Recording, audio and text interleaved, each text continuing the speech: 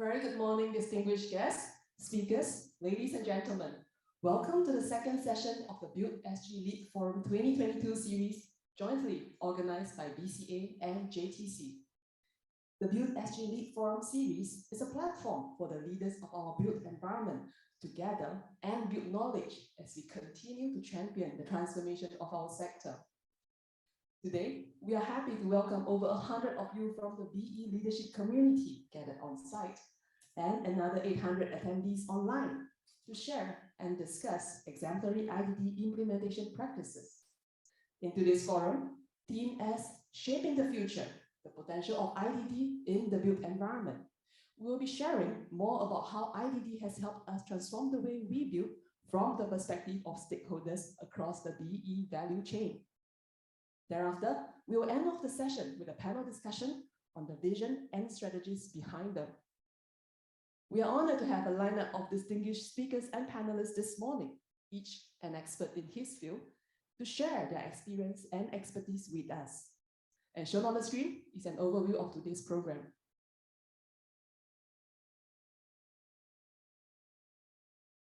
Hey, before we start, I would like to quickly run through some housekeeping matters. To the audience online, please note that you are on mute setting.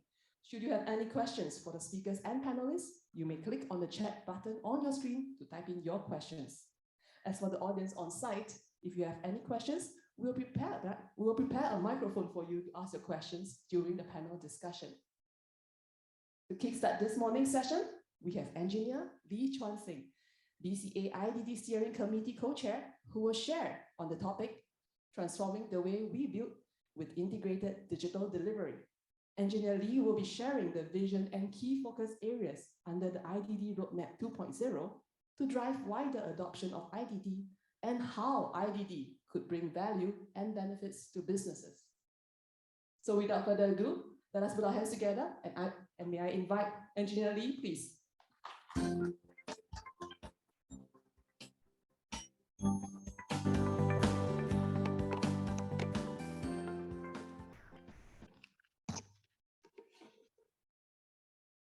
Good morning, everybody. Can you hear me clearly? Okay, good. I'm told that I have to speak into the microphone. And okay, as one of the co-chairs of today's, of the Integrated Digital Delivery Steering Committee, I'm here today to share our efforts in driving greater digitalization throughout the project delivery cycle and to transform the way that we build. So. Integrated digital delivery, what's the vision? We need to integrate the built environment value chain digitally to deliver values for the stakeholders. The World Economic Forum has come up with a report that basically, this is a few years back, showing that the built environment, the construction industry,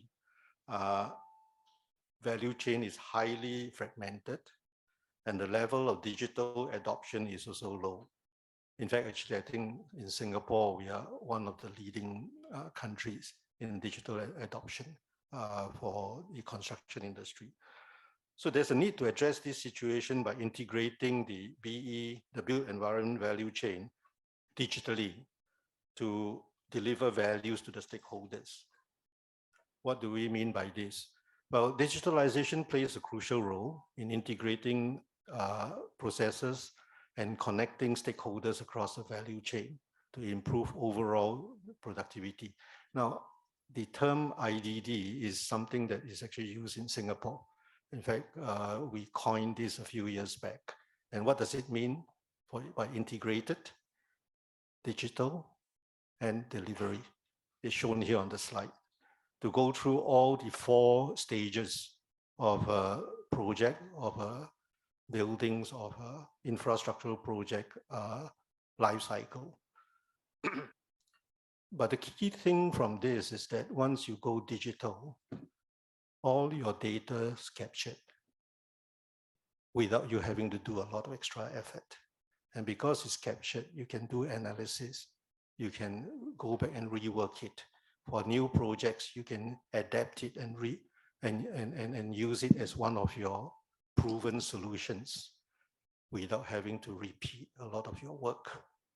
You know, as we do our projects, all of us develop a lot of very successful, proven solutions for every single problem that occurs in our projects. The digital world allows us to capture them and to reuse them again and again and again without making any further mistakes because they have been checked through and proven. So that's a very key issue that each of us have to take on board as we drive our companies or as we work, as we develop our careers. Now, in the typical scope of an IDD project, it involves the implementation of several use cases. Now, I've spoken about solutions, right? Modules of practices that we use. There are 14, we have identified 14 IDD essential use cases as a common baseline for projects embarking on IDD based on industry practices. These are the 14 that we have identified. As we go along, there will be more, all right? But this can allow companies in different parts of the value chain, whether you're a developer, an architect, engineer, QS, contractor, subcontractor, even supplier, you can capture a lot of solutions for each of these use cases. And the key thing for us that we have been trying to do is to achieve a common data environment. There's no one platform to solve it all. There's no one software to solve it all, as we know. We have multiple applications, multiple software. But what we can do is a common data environment so that all of our programs can work interoperably, smoothly, without dropping any of the data. So actually, we have been doing BEAM now since 2011. We made BEAM mandatory, I think about 2016, 27. No, yeah. And there has been a lot of progress. So what are the kind of typical benefits that come through? You have time savings, you have cost savings. And as you can see, we can get up to 75% time savings. We can get up to 70% cost savings. These are proven things. There are contractors, architects, engineers who can share, and developers who can share with you the actual data on their projects. There will be some more discussions later. So what is the effort to drive greater IDD adoption?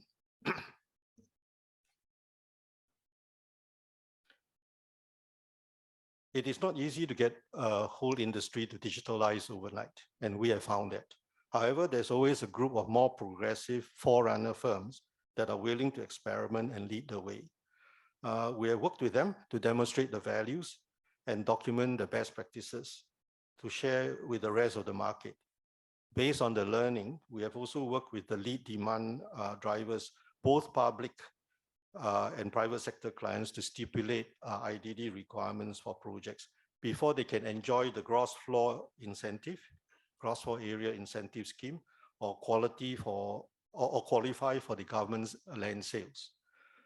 With the forerunner showing the way, the remaining firms can come on board by making use of the incentives, also like the productivity innovation project, as well as the productivity solution ground schemes.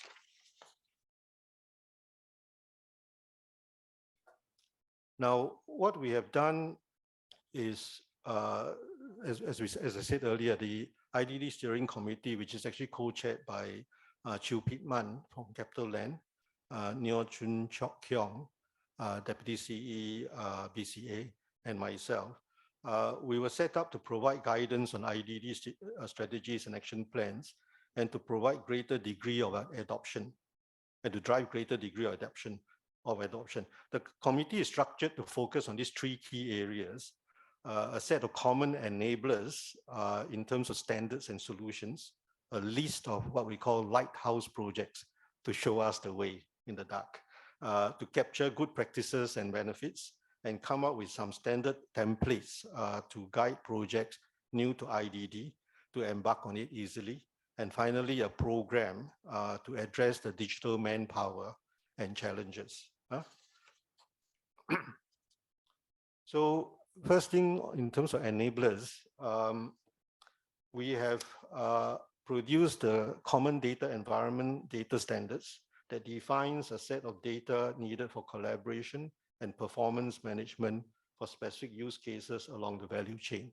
Comprises 3 components: a set of digital use cases, a set of performance matrix, and the REDAS is already working on a client-led dashboard to track project performance based on it, and a list of model content requirements, or MCR, according to different building typologies. Major public and private sector clients will incorporate MCR in their projects to promote and facilitate data sharing. So as we often receive feedback, that contractors have to recreate their models for tender and subsequent construction purposes. One of the main reasons is that, as is a common practice today, 2D drawings generally form the contract documents, while BIM is only provided for reference. Now, when we started on the BIM journey, we did this consciously. Back in 2011, 12, 13, we said, when there was a lot of confusion, a lot of worry about how you can contract on BIM, we said, don't worry, contract on 2D, but your BIM model is used for reference, used to help each other. Well, since then, we have moved beyond that. So we are now moving to try and contract on the BIM model, all right? Because what we have discovered in the last few years was our BIM models have got so good, we can actually work on them, but we are not using them. And because of that, all this kind of wastage is actually happening, as shown on the slides. So we are going to move from the column on the left to the column on the right. All right.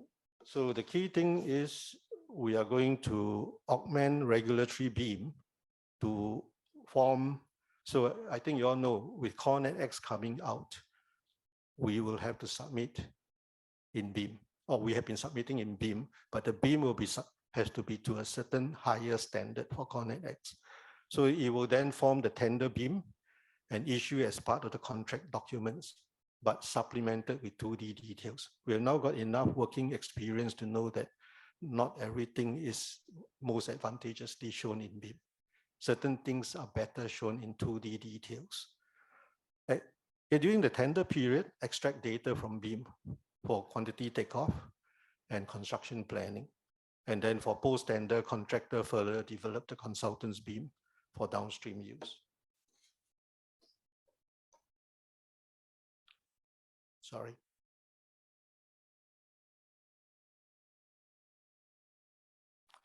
BIM handover guide.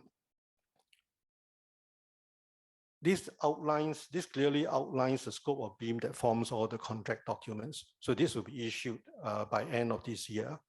We are working through it and we will finalize it. And from going forward next year, then people who want to use, in fact, well, if you want to tender on BIM, you can go ahead now, but at least this is an additional document that can be used as a standard by the industry for you to act as a guideline for the BIM models that you're going to use.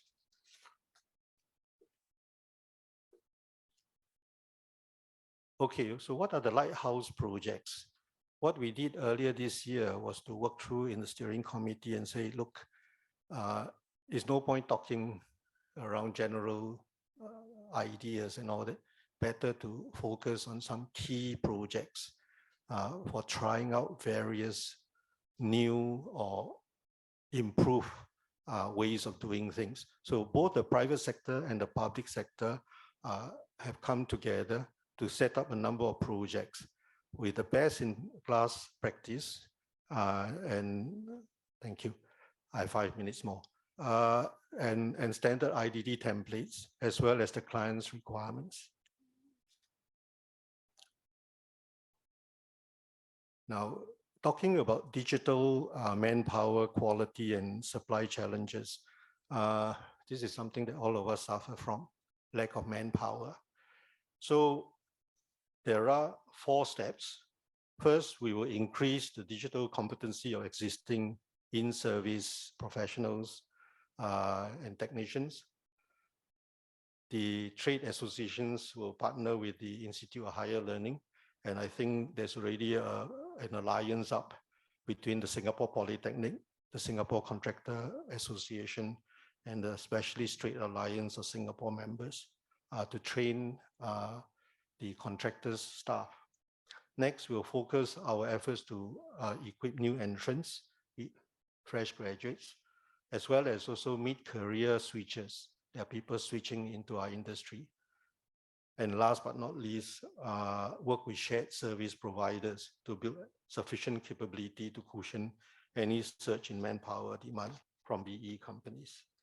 So in summary, I think leading public and private sector clients are already stepping in to implement IDD requirements. And firms should prepare themselves by developing digital capabilities, familiar with clients' IDD requirements. So we have 3 main pillars. 1, to standardize. 2, to get best practices and templates and to share them as much as we can so that we can work interoperably without hiccups with each other. All right, there will be resistance because some people will say, hey, these are my secrets, my trade advantages. But you know, if it's not much fun playing by yourself in tennis, all right, you need to have someone who can play tennis according to the same rules as you. All right, it's not much fun playing golf. You can play golf by yourself actually, but it's not much fun playing golf by yourself, right? So need to share, need to work out common rules. And then finally, our digital capabilities. We are now having quite a good cohort of people within the industry. So the skills needs to be maintained and upgraded, but the new people and also the people switching from other work, we need to bring them on board.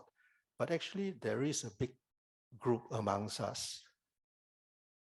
A lot of the companies, including my former company, I'm now fully retired and I'm no longer even linked with Becker anymore. So I'm a fully 100% retired person. Wonderful. but the thing is, there are now companies, engineering firms, where the engineers no longer have BIM operators. They do their own BIM. In fact, that's the way it should work. Today, you don't ask the secretary to type out a letter or a memo for you. You do your own Word document. This is what you need to do. I have 1 minute. I'm using it to the last. So the key thing we need to understand is if you are in your 40s, you need to retool yourself. If you are in your 50s and you want to work until you're 70, I think you need to really retool yourself too. If you're 60 and older, never mind. Look forward to your grandchildren. So thank you very much. But I think the vision for all of us is, can we make use of these? Because our manpower problems are never going to go away in Singapore. Thank you very much.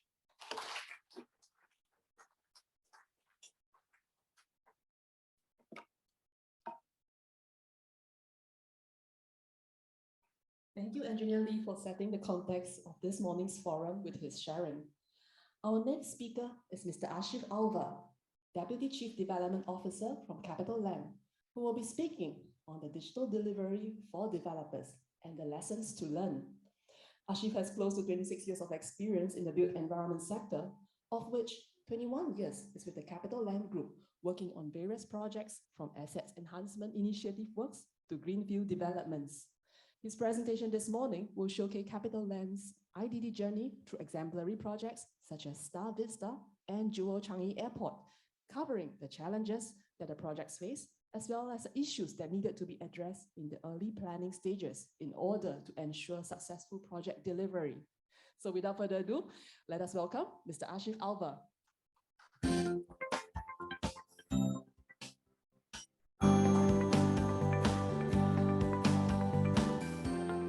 Okay, good morning. Today, I'd like to first begin by thanking BCA Academy for giving me this opportunity to share our journey. And this journey was actually something that I've personally been very interested in and been helped along the way. I learned a lot from the contractors who worked with us, the consultants, and my colleagues. So in my presentation today, I'm going to cover three projects, essentially those that have completed major projects like Star Vista and Jewel. And I'll touch a little bit on Canning Hill as well. And I'll finish off with how we are using digitalization in other parts of Capital Land as well. The images on the right are also projects that we've used some form of IDD in one form or the other. So interestingly, when I talk about these three projects, Star Vista, Jewel, and Canning Hill, it nicely ties in with how BCA have looked at BIM, VDC, and IDD. While I can't say that we've used each and every element of these three aspects, we have tried our best, especially when it came to Jewel and Canning Hill, to use VDC and IDD as best as we could. Obviously, Canning Hill is not PPVC, so there's some limitations on the offsite fabrication, but still in terms of the way we structured our approach is largely based on a lot of guidance we've received from BCA as well as our BIM consultants. Now, all three projects have some similarities. The similarities are the very large projects. Star Vista, about 600 million, Jewel, about $1.6 billion, and Canning Hill, also over $500 million. And what can also be seen from these buildings are the very complex buildings. Star Vista, as you can see, is what makes it very challenging is it's a highly faceted form. The architect who worked from ADAS, the designer, is Andrew Bromberg, and he's known for his form-oriented buildings. This building was no exception. So although we never mandated it in the contract, the consultants themselves realized they had to use digital tools because building a form like Star Vista, which has planes going in all three directions, you needed tools to help you with that. So I'll just share a little bit about that project. Jewel, of course, has very, very powerful elements in terms of form. Although it's a toroid, it's made up of over 4,000 odd nodes. The steel structure is made up of 4,000 odd nodes, 9,000 pieces of glass. So putting all this together with the vortex in the middle required a lot of coordination. And Canning Hill as well, although it's just 4 towers, there are other nuances in that which forced us to use digital tools. So I'll start a little bit on Star Vista. Now, Star Vista was a joint venture project. Interestingly, it's part of the JTC master plan for the One North area.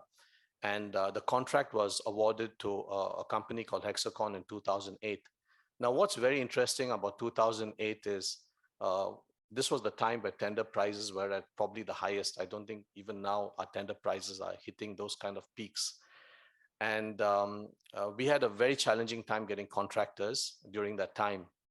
And Hexacon, the previous biggest job was probably not even 300 million at that time. So it was a big jump for them to do a building of this sort.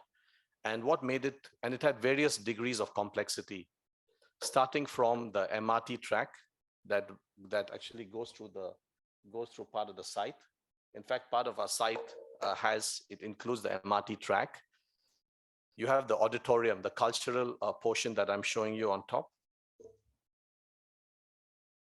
I'm not sure how many of you have had the opportunity to view a program over there, but it's a 5,000 seat auditorium sitting 45 meters above ground. So in terms of complexity, there are lots of technical challenges that we had to look at. The building is naturally ventilated, so you have issues with wind-driven rain, natural ventilation. So in terms of challenges, there were lots of challenges before us. And this is where I personally got exposed to BIM as well. Like I said, it wasn't mandated by us. Our consultants themselves took it on themselves, whether it was ADAS when they began the whole design coordination and helped them visualize things better, they used it. PB, in order to understand the structure better, they used it. And Arup, of course, they used a lot of digital tools to help them understand the CFD, whether the wind movement was really giving us the desired, the comfort levels that we required. Because what we learned there, and is that at the end of the day, even if something is naturally ventilated, as long as you have shade and you have air movement, you can be comfortable.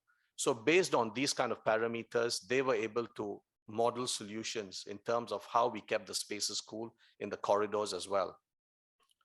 The contractors later on, be it Hexacon, be it Yongnam, and be it Beijing Django, they also took it upon themselves to see that they could use these tools to help them deliver this product better. So as I continue with this, with my images here, you can see for yourselves what I just talked about. The auditorium on top, as we've taken these cutaway sections, you have a skeleton made of steel. And then beneath that, which my images show you on the various images I'm showing you. Sorry, let me just get my. Okay, so you can see the cutaway section showing the bowl, and then you have the various tiers of structure. And then as you can see over here, you have 3 tiers of seatings, and then you have the stage right at the end. And what's very interesting here is the way we coordinated the aircon. The aircon is all displacement cooling so that it don't cool the whole volume. And we had to make sure the sight lines, right from the time you sit at the last seat, you had to see the stage. So we did various studies to make sure that the model was properly coordinated and we could deliver the kind of desired user experience that was wanted. Yeah. So some more sections of how the various contractors used their tools. We used, Hexacon used it really for the RC structure, and as well as how it tied in with the steel. So Yongnam had the steel skeleton, and then we woven all the M&E from below. And then we had the ID contractor Grand Works who put in the ceilings below. So this way we were able to see the whole space in totality. And then we had a bowl outside, which is made up of a kind of calcium silicate board to form the skin outside the building, which you can see as you drive up along Buona Vista Road. And then the facades in the podium, as well as the facade and the upper parts of the structure, were also used using BIM tools. So the key learning for me from this project really was the potential BIM had in helping us deliver our products better. And this was actually driven by the contractors themselves and the consultants who felt that this was something that helped them do their jobs better. But at the same time, we did it in a fairly ad hoc manner. There were many other areas we could have used it, but it was our own lack of knowledge which prevented us from using it a lot better. We also used it for construction sequences, but this was really our first experience in how BIM could be used in delivering projects better. And now, Star Vista is more than 10 years old. We opened it in 2012, and 10 years down the line, we are quite happy that the desired impact that we wanted to create has been met. Now I'll go to my next project, which is Jewel. Jewel was a joint venture between CapitaLand and Changi Airport Group. It was the result of a competition held actually in 2012. There our architect was Moshe Safdie from Safdie Associates. And the whole design competition was about a year. Now, Jewel Changi had a lot of challenges because it was very aspirational for Changi Airport as well. We came in 2012, but Changi Airport had begun working on it almost 3 years before, 2009. When they looked at the car park, they saw, should you just create another car park or do more than that? So that's when they realized they could create a lifestyle kind of a destination with aviation facilities. So our users are made up of retail, attractions, hotel, and aviation. So Jewel by itself is made up of various components, and each brought its own challenges to the project. So in terms of size, it's a fairly large building, although in terms of GFA, it may be about 1.5 million. Our non-GFA areas are very large too, because we have 2,500 car parks. So totally in terms of construction area, it's close to 3 million square feet. So it's a very large building. So the way we used BIM the digital tools in Jewel really was, we used it both in terms of design as well as for construction. So we've tried to lay out clearly here all the various aspects, how we used it. We used it obviously for design optimization. We use it for our coordination. We use it for detailing. We use it for statutory checks. And then when we went into our construction aspect, we looked at it as a, to help us in our sequencing. It helped us in our construction planning. Then we used robotic total stations. This came in extremely handy because, when you walk into Jewel and you stand at the north gateway coming out from the drop-off point at level 2, there's a sight line. The sight line is really, you look through the gateway, you look straight at the water feature, and you look at the control tower behind you. Now, this was the design vision. And if we had not used extremely accurate technology, I dread to think the consequences. Our vortex would have been on top of the PMS, which is the train track running through, or we wouldn't have aligned it with the control tower. But again, through the use of technology, we were able to very, very accurately determine all these points and construct it on site. And then finally, we use it as a tool for site staff to check. So when we began, one big difference between when I go through our evolution in when we did Star Vista, we didn't have a BIM consultant on board. Here we had a BIM consultant on board, but our BIM consultant came on board only after we awarded the project. They came on board only in 2015, whereas we awarded in 2014. We got in Gary Technologies, who are probably one of the world's leading BIM advisors. As the name suggests, Gary Technologies was a spin-off from Frank Gehry's company, and they were very familiar with using technology to deliver highly complex projects. But they came in only in 2015. So we were actually largely dependent on our consultants themselves, and we were very fortunate that our consultant team had some very, very good and technically sound people on board as well. And they helped us establish within the tender certain requirements, which helped us understand that the contractor had to have certain software on board, certain hardware on board. And we spelled out quite clearly the tender requirements in terms of what the contractor had to deliver. But again, when I look at what we are doing now in Canning Hill, we were still not specific. We didn't go into great details on the kind of software to use, the use cases we want. We didn't do all that. But because we had a very, very enlightened bunch of consultants, contractors, who were all very committed to delivering a project like Jewel, we were able to sort of pull them all together to deliver what you see today.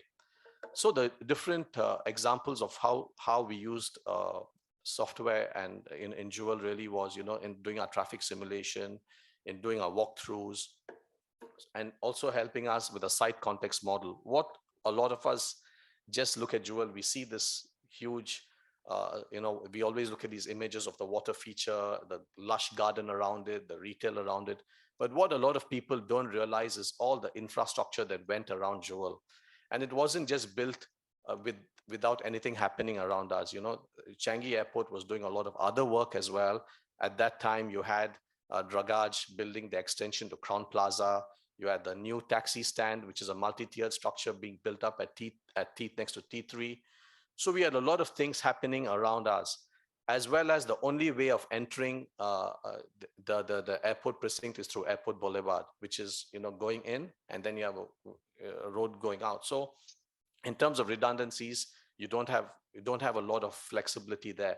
So we had to really understand how we programmed our construction together.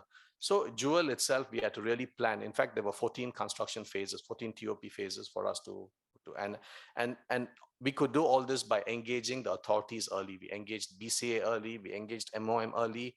We were able to explain through the use of our digital tools, through the use of our drawings, how we plan to phase the building as well. So all these helped us, because we could plan all this upfront and we had the tools, we were able to garner support and from the various agencies to help us plan our works better. The other thing about doing our laser scanning is we had to really interface with Terminal 1, because as you come out from Terminal 1, you just walk into the meters greeters hall and walk into Jewel. But actually to sequence this is a lot of coordination, because if you look back at what Terminal 1 was, all of you remember, you walked out of the meters greeters hall, you had a taxi stand at level 1, and then you just went out. And then, you had another taxi stand at level 2, where people who are taking their flights would be dropped off there. But we changed all that. We shifted the taxi to basement 1, and then we extended where the taxi stand used to be, we extended it out, and that's where the new meters greeters hall is. And where the current early check-in is, you have a huge baggage conveyor system tying in back to the Changi Airport baggage system. So all these kind of coordination could not have taken place without us properly doing our scanning and understanding how we could coordinate with the existing structures, tying in with the existing M&E as well. We also did all our environmental simulations. Our consultants like A10, and I'll show you an image so you'll appreciate what I'm talking about. But conceptually, they set out a roadmap of how they wanted to look at the whole environmental solutions for Jewel, right from the glass, because it's very counterintuitive, right? It's almost like having a glass house, but you needed it. You had a lot of trees over there. You needed plants, you need light. But that means you're going to be using a lot of energy. So how do you make sure that you balance the two together? So this is where, by understanding and running all the simulations that they had, we could do displacement cooling again. We use a concept very similar to what is done at Garden by the Bay. We use a chilled flow system, and then we just cool about 2 meters above ground.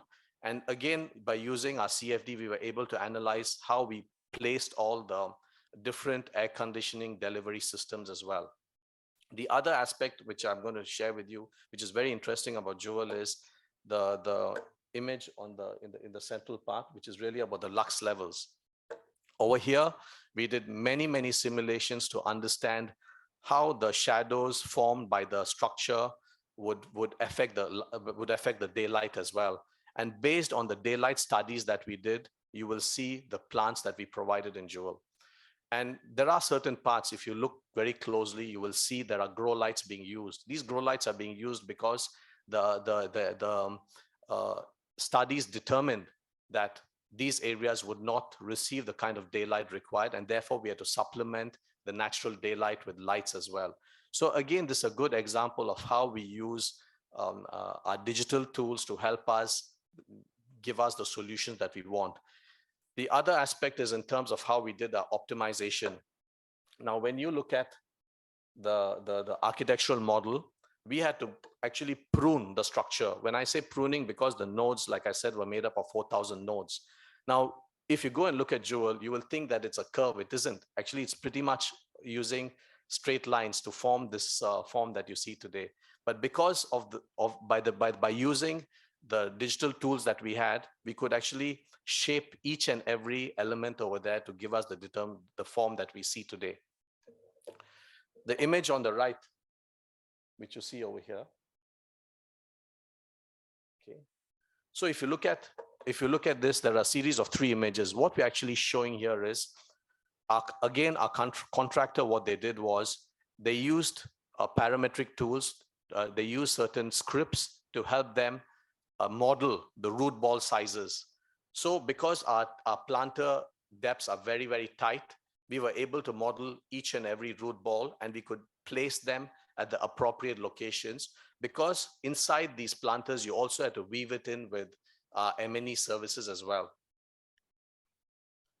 We also used it for all our maintenance simulations as well. I'll just let it run for a little bit. Right from how we would maintain the glass, how would we bring our machinery in. The image on the bottom, which is running, is really on how we would replace our equipment in the basement areas. How would we bring them out? How would they be hoisted out?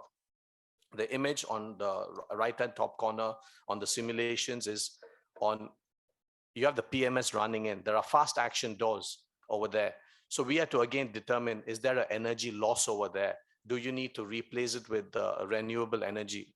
A lot of people don't know, but Jewel has a very large amount of PV panels as well.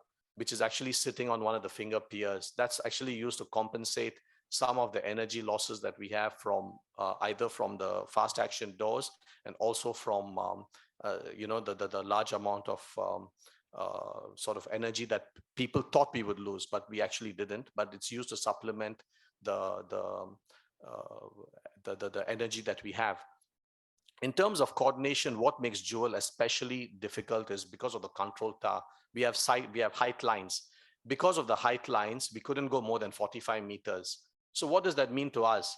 It means that we had to, in the first place, create this volume that we want, but at each floor, our ceilings are very, very tight because we have to coordinate the structure, which is steel. We have to coordinate our services, which is multi-layered, and we have to coordinate our ceiling heights. And what we also were very careful about was, because the retail component is so large, we actually have models of every single tenancy unit. There are about 270 units over there, 100 odd being F&B.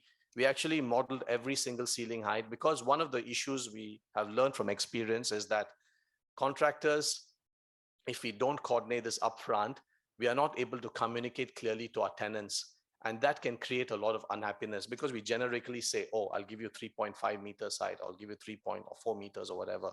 But once you go inside, you realize, oh, there are certain drops in certain areas. But because we were able to model this to, especially under the planters, we're able to communicate very clearly upfront to our leasing team when they communicate to the tenants, this is what they're going to get. So there's no danger of any kind of miscom.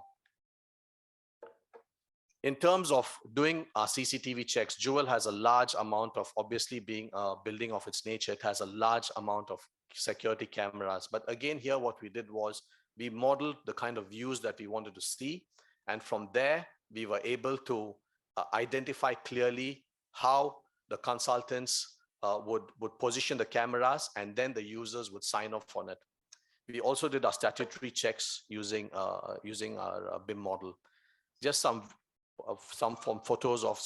slides of our phasing to help us understand how the sequencing was done, used in all our technical meetings. And I mentioned about the robotic total station. In terms of our fabrication as well, what we did to a very great extent was we made sure that all our each and every panel was properly tagged so that we could fabricate certain modules offsite and bring it and then lift it up. So our key learnings here was really that, we were much more structured. We engaged a third-party BIM consultant. We spelled out our requirements clearly, both in the tender and in the consultant's agreement. And we had a very professional team on board who were committed to the project. But the one key learning for us is, whether it was in Star Vista and what we brought to Jewel, was BIM really forces you to work together. We always use this word very loosely, collaboration tool and all that. But in the past, people, when you work on 2D, you had this tendency to work in silos.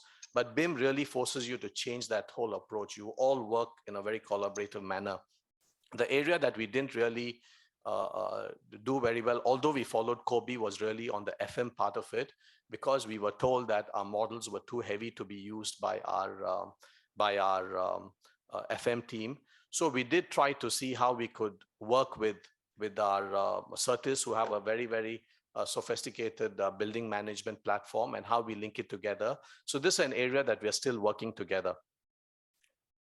We have used digital twins in 5 Science Park Drive, which is a building by our ex-S&S colleagues, which are now part of Capital Land.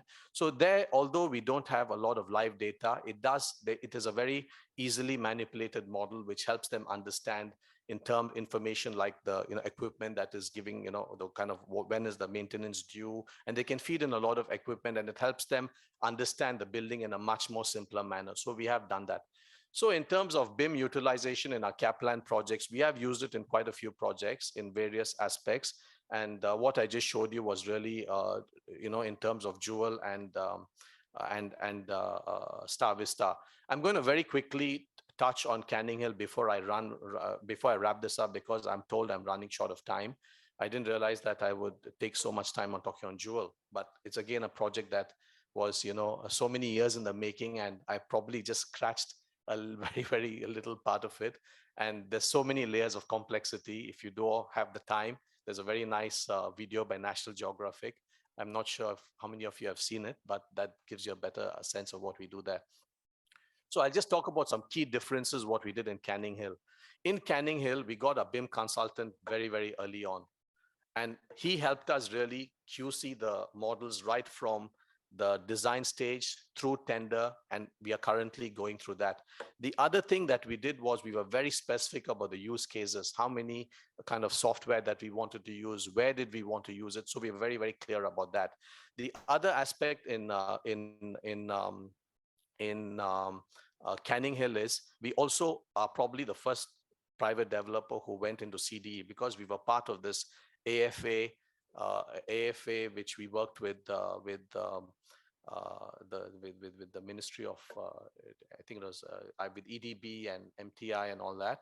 And what we did was we committed to using CDE. So besides, using VDCs and all that, which I'm just going to go through very quickly, we have used CD in our project, and we are really trying our best to make sure that we follow it to the T, where we have, again, things like using BIM 360 and Aconex were all specified in our contract. So it's quite easy for us to implement.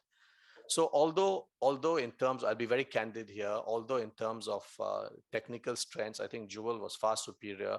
I think in Canning Hill, we have a very enthusiastic team, and we have a good set of consultants to guide us.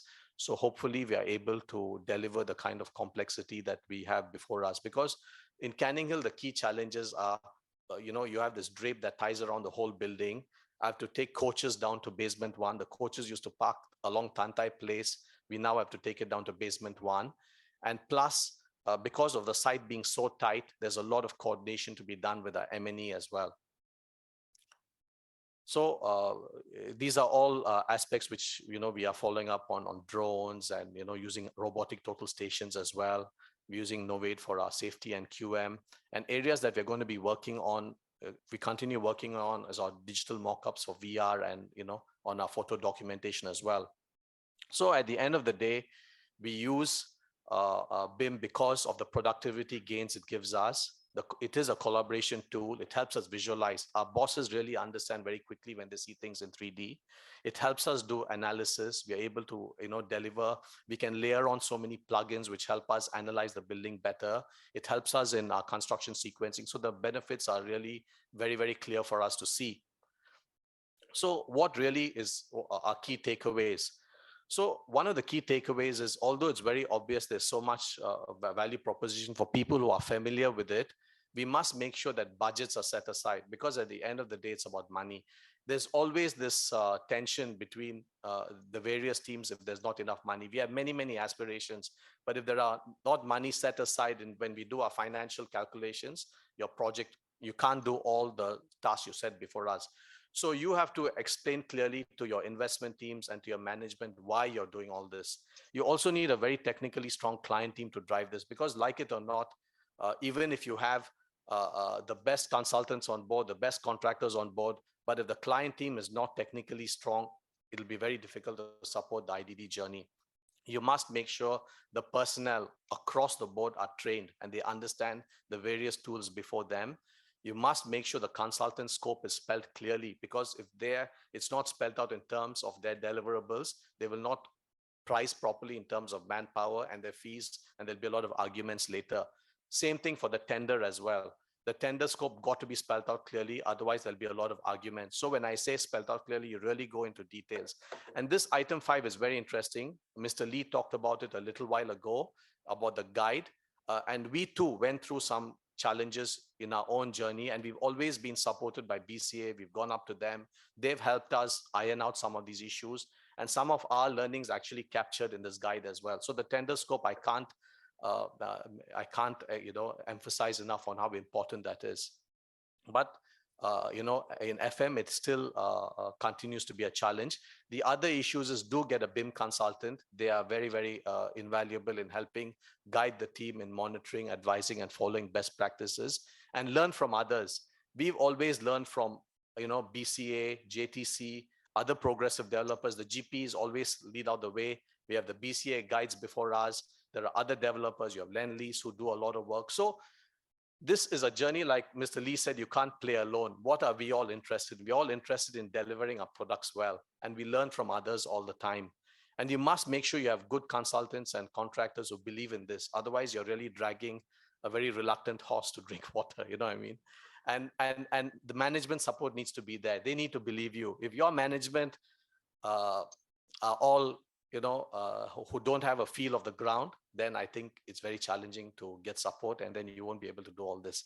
And we need to keep abreast of new technology because it keeps changing. My own experience from 2008 till now, there's so many new tools coming out. So we need to really make sure that you understand, what these are so you can incorporate them well. And finally, I'm going to end up with two last slides. At the end of the day, in Kaplan itself, we are using IDD a lot in terms of the built environment, but we are also utilizing it in other aspects of how we do our business better, right from using facial recognition, right from making sure our toilets are smart. It tells where we can improve productivity. We have robots to deliver butlering services. So we are looking at how we not only just look at digitalization in buildings itself, but other tools which can link onto these the data-rich platforms that we're creating, so that at the end of the day, we do two things. We build our buildings better, and we create a better user experience. Thank you so much.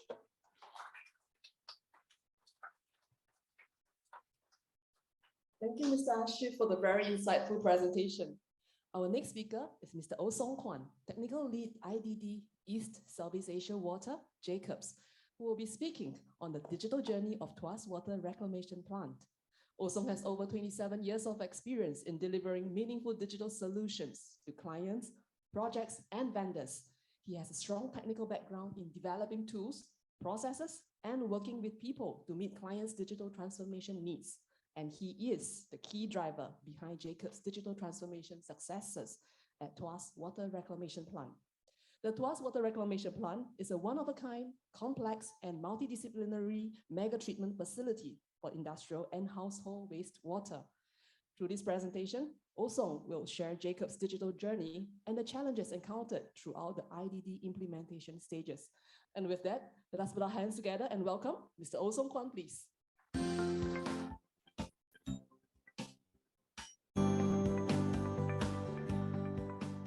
Thank you. Good morning, everybody. I think this is my official first presentation in Singapore. Yes, I came to Singapore just 2 days before the full lockdown. Okay, so I'm going to introduce our main. I'm sure that many of you already heard about this TWRP and wonder what is going on. So I'm going to share my digital journey in the TWRP. Okay, so she introduced another position name, but I prefer the TWRP manager. People say why? Because my job is to manage the 17 main contractors and to make sure that all contractors are doing the same way, same process, same delivery. So if you think about your company, you are the director, can you manage the 17 projects? I don't think so. So I prefer this title, which is bigger. So I'm going to manage the 17 contractors in TWRP. And Mr. Lee mentioned about their ages. I'm sure that I'm looking young, but I'm not that young. I'm working on this digital space for 27 years, and I'm the older generation, so I prefer the Jurassic Park rather than Jurassic World. If you remember, go to take a look at the Jurassic Park, and then take a look at the climax part. Okay, 2 kids and the 2 doctors are being chased by the raptors. So they just get into the room and they try to lock the door, which was fully automated, but they couldn't. Then all of a sudden, young girl just sitting down on the computer, and she said, "It's a Unix system. I know it." And she just navigate and find the building and browse the floor plan, lock the door. That gave me the really great inspiration where I want to go. It only took 27 years to get here today. So in the Jacobs, there are 6 spaces what Jacobs is doing. So Jacobs is still one of the largest engineering company in the world. So we define the 6 spaces. So linear information for the road and the rail, and the vertical information for the building, and the plant information modeling, and the VR, AR, then automate design, and the robotics. So my job is part of the plant information, but is mainly more focused on the IDD. So then let's go to the TWRP. So everybody knows that that there is a DTSS program by the PUB, which is the how to this long-term plan for the Singapore used water treatment. So everybody knows that 2008 there was a phase 1 and the Changi water treatment plan was done. The second phase is planned to complete by the 2026. And then it's going to be, okay, so initial capacity is the 800,000 cubic meters per day, which is treating the equivalent of a 320 Olympic-sized swimming pool per day. So once complete, that it will cover the entire Singapore. So back to the 2017, PUB appointed Jacobs as the design consultant and then construction supervision. So it's the 1 by 1 kilometers, the very dense space. And then currently our plan is to have the 17 main contractors. As you can see, that one facility can be combined with three contractors. And then that means that there are a lot of the interface coordination and those kind of thing. So as part of this 17, it's not only about the construction progress, we have to, as the integrator, we promised the PUB to deliver the 60. So my job is to make sure that contractor provide the accurate data and then make sure that the Jacobs is responsible to deliver the useful data for the PUB.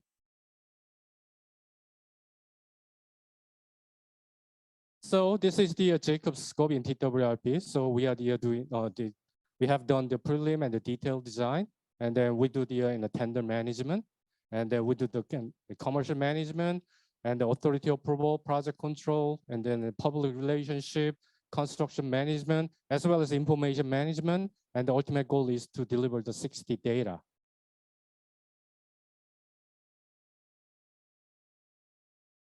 We are proud to say that we are meeting the 6 of the 17 UN SDG when this plan is operational. We are meeting them in a scale impacting the millions of people in Singapore. So let's take a look at the overview about how the TWRP team is doing the digital delivery journey.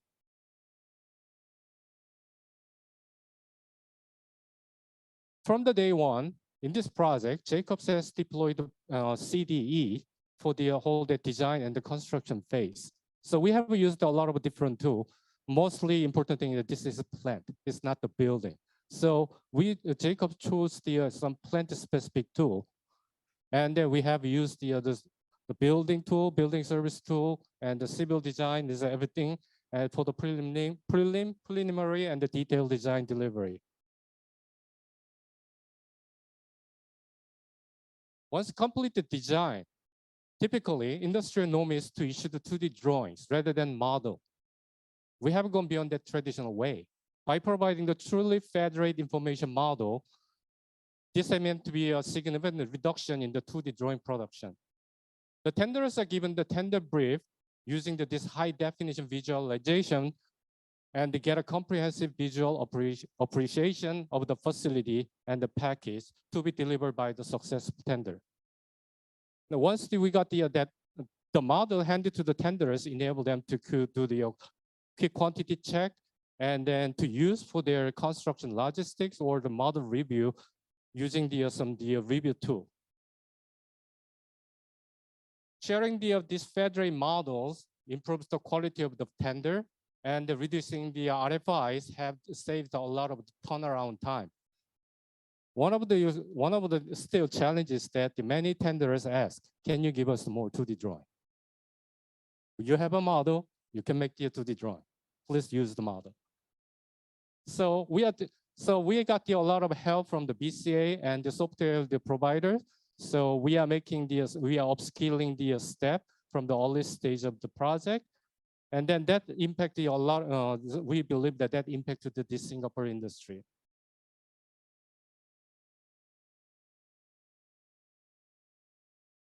So once we get we got the contractor, then we received the monthly model from the contractor. And we use the digital twin tool, and we use for this model review and the data visualization. Let's take a look at how we are using this. So this project is very big. Even we are using the CDE, there are more than 2,500 files and the 17 packages and the 75 facilities. As I mentioned that, how can I find the right model and then overlay with the other package and see it? So even we are using the CDE, it's very difficult to find the right information. So that's why, rather than what the vendor provided, we customize based on each tier that need, like the facility package and the coordination or those kind of thing. So then we have the fully rich information. So anyone can find that equipment based on the tag number, just simply type or a number, and then they can just zoom in and then review. And it's very easy, just each engineer, each participant just navigate the model and then turn on up each different discipline and see the model to make sure that the contractors are doing the proper way. And one of the great things to reduce great feature is that anyone can just go there and then create a comprehensive drawing. Engineer doesn't rely on the CAD, doesn't necessarily to call the CAD or the BIM guys, okay, I need a section for my meeting. They don't need to do it. They just go there and they get the 5-minute training and they do it. So this is the significant resource saving.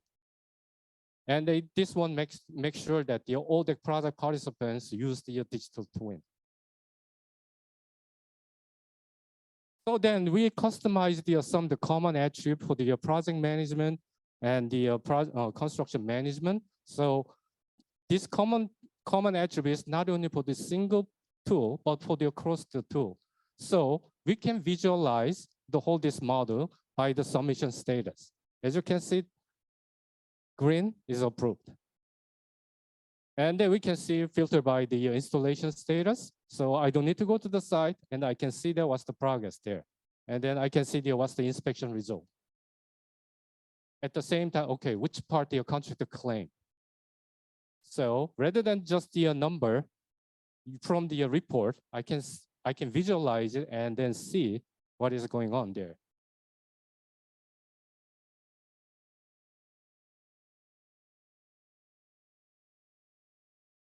So then the contractor takes the regular drone photos and the laser scanning of the construction progress. Using this photogrammetric feature, we overlay our model with the photos and then we can visualize together. So as you can see, the left side is there's a laser point and the right side is just drone photo. So whenever I move my view on the left side, you can see the relevant project progress photo. So I can compare together.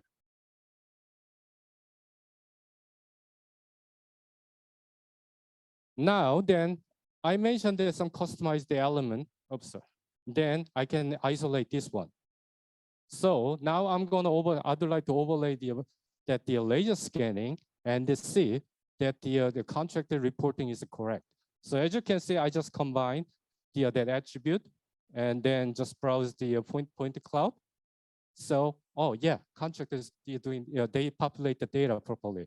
If something's wrong here, that means data entry was wrong. So this feature gives some greater context to information model to visualize the data information with the construction photo and the progress together.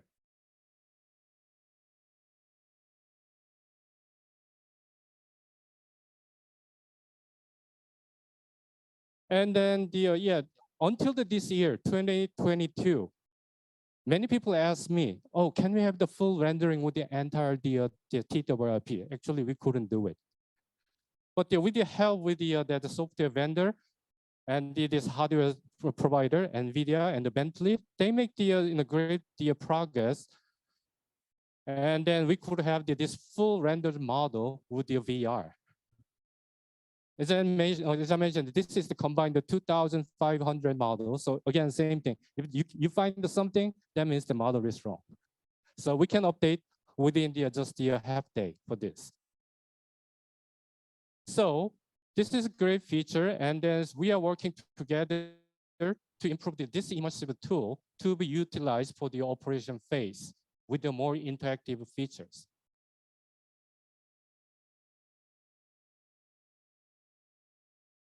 Yeah, support is one of the requirements for each contractor. Okay, from the Jacobs perspective, as I mentioned that with Jacobs' role is the integrator. So we receive the 4D from each contractor and then overlay together. For example, this one, we have the contractor for the civil structure and then the process mica element. So we combine together and then see that their interface coordination data is almost identical together. For example, you have the equipment to bring into the building. What if you just close you already construct that concrete wall, then you can't bring the equipment inside, right? So this great feature is that we can do the clash check with the timeline there. So that's why we are using the clash detection plus time together.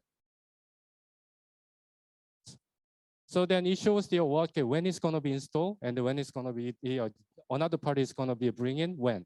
So we can visualize the two different schedules as the one and then use it for the interface coordination. So last one, this still is ongoing. This is the plant. So I don't know how many people are familiar with this PNID. Processing that this PNID is the key for the entire plant. And we believe that this is the key point for the asset management.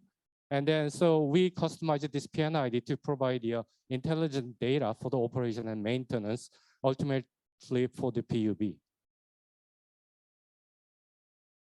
Yeah, so one of the example for the technical data requirements. So which equipment, which data, when, how, when they have to submit. So we already clarified that this information has to be submit during the design. This one has to be submit at the install, and this one has to be submit at the commissioning. So we defined such the technical requirement. So this is this is what we have done so far.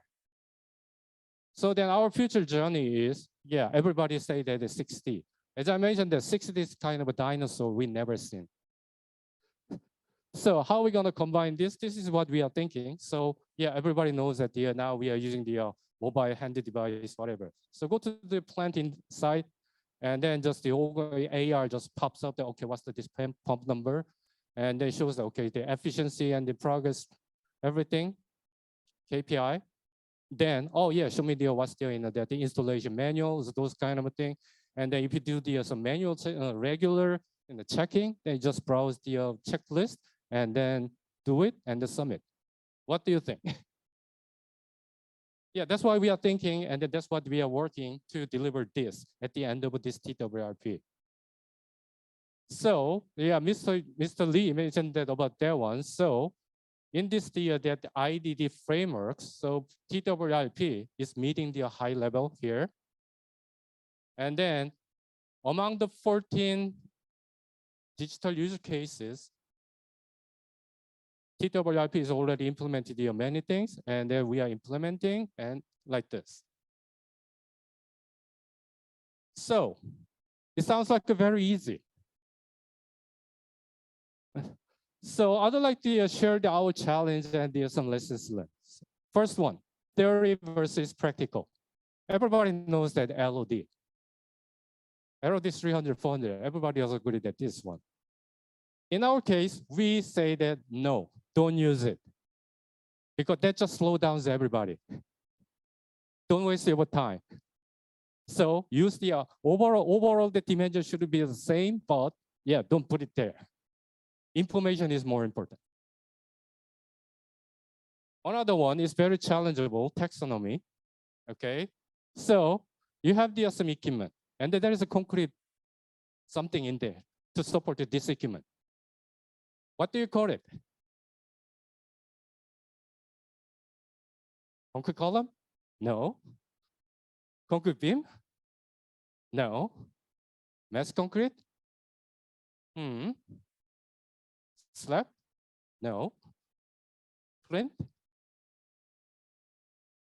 Pedestal? Equipment pad? What about engineer calls? And then from the beam perspective, what about easy way to model it? Right? I don't know. I don't care. That's the wrong starting point to have the accurate data. And third one is data accuracy and the consistency. So let's take a look at this. Yeah, from the human perspective, it's all same meaning, don't you think? Stage 2, stage underscore 2, stage dash 2. Yeah, you know that it's the same meaning, right? But from the computer perspective, it's all different meaning. Oh, computer's supposed to be intelligent. You should have figured it out. I'm sorry. Simply garbage in, garbage out. So these two parts are very, that the everyday challenging. And last one is a repeated one. Everybody agree that it's cultural change, right? First excuse, I'm too busy, right? Second one, I don't have to change my whole day. This 30 years experience. You change yourself. That's what Mr. Lee mentioned, that engineers should be changed.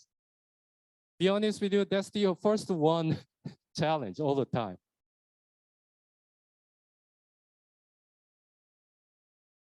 So how do you think about our digital journey? We have improved the efficiency in the model federation, as you see in the 2,500 file. Yeah, it's that another huge job. And then they reduce the needs for the 2D drawings. And then cultural change has been the significant. The upskilling of the project participant, including the PUB, Jacobs, contractor, and the supply chain, is still an ongoing challenge. But we believe that this brings the digital skill of the wider industry in Singapore. So the impact and the outcome of this digital adoption for this scale of projects are much wider than just I call it price list, than just put the number, percentage saving, because it's big cultural change. And the key in this journey is to democratizing the information to be accessible to everyone in TWIP. I believe that that's my key value. So at the beginning, someone said, "Oh yeah, this platform we are not being used in the Singapore, so why you pick up the one? Everybody makes it difficult." That's still challenge every day, but we believe that we pick up the right tool to deliver for these TWRP, and then we are using that one, and then we are trying to encourage the whole contractor to the collaboration properly, and then that's the important thing. And then they mentioned that right people, process, and strategies are the key for the success. And again, it's always the cultural challenge. So digital transformation is the continuous process.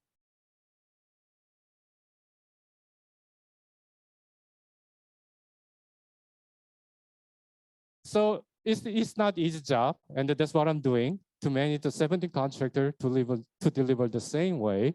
So I'm very thanks to the OTWRP member in PUB, Jacobs, contractors, and the supply chains for making this digital delivery happening together. Thank you.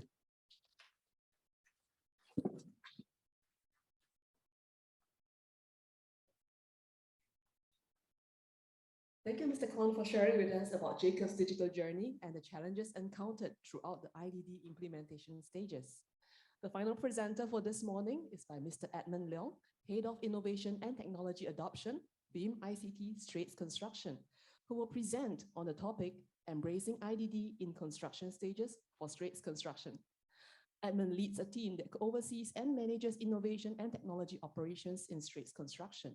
With an established track record of over 20 years in the industry with IT turnkey solutioning, GIS, and BIM VDC, he combines these skills towards transforming and contributing to the built environment. Through his presentation, Edmund will share the suite of IDD solutions used by Straits Construction during the various stages of a project and share how the benefits of productivity can be realized through the synergy of adopting both IDD and DFMA. And now, let us welcome Mr. Edmund Leong, please.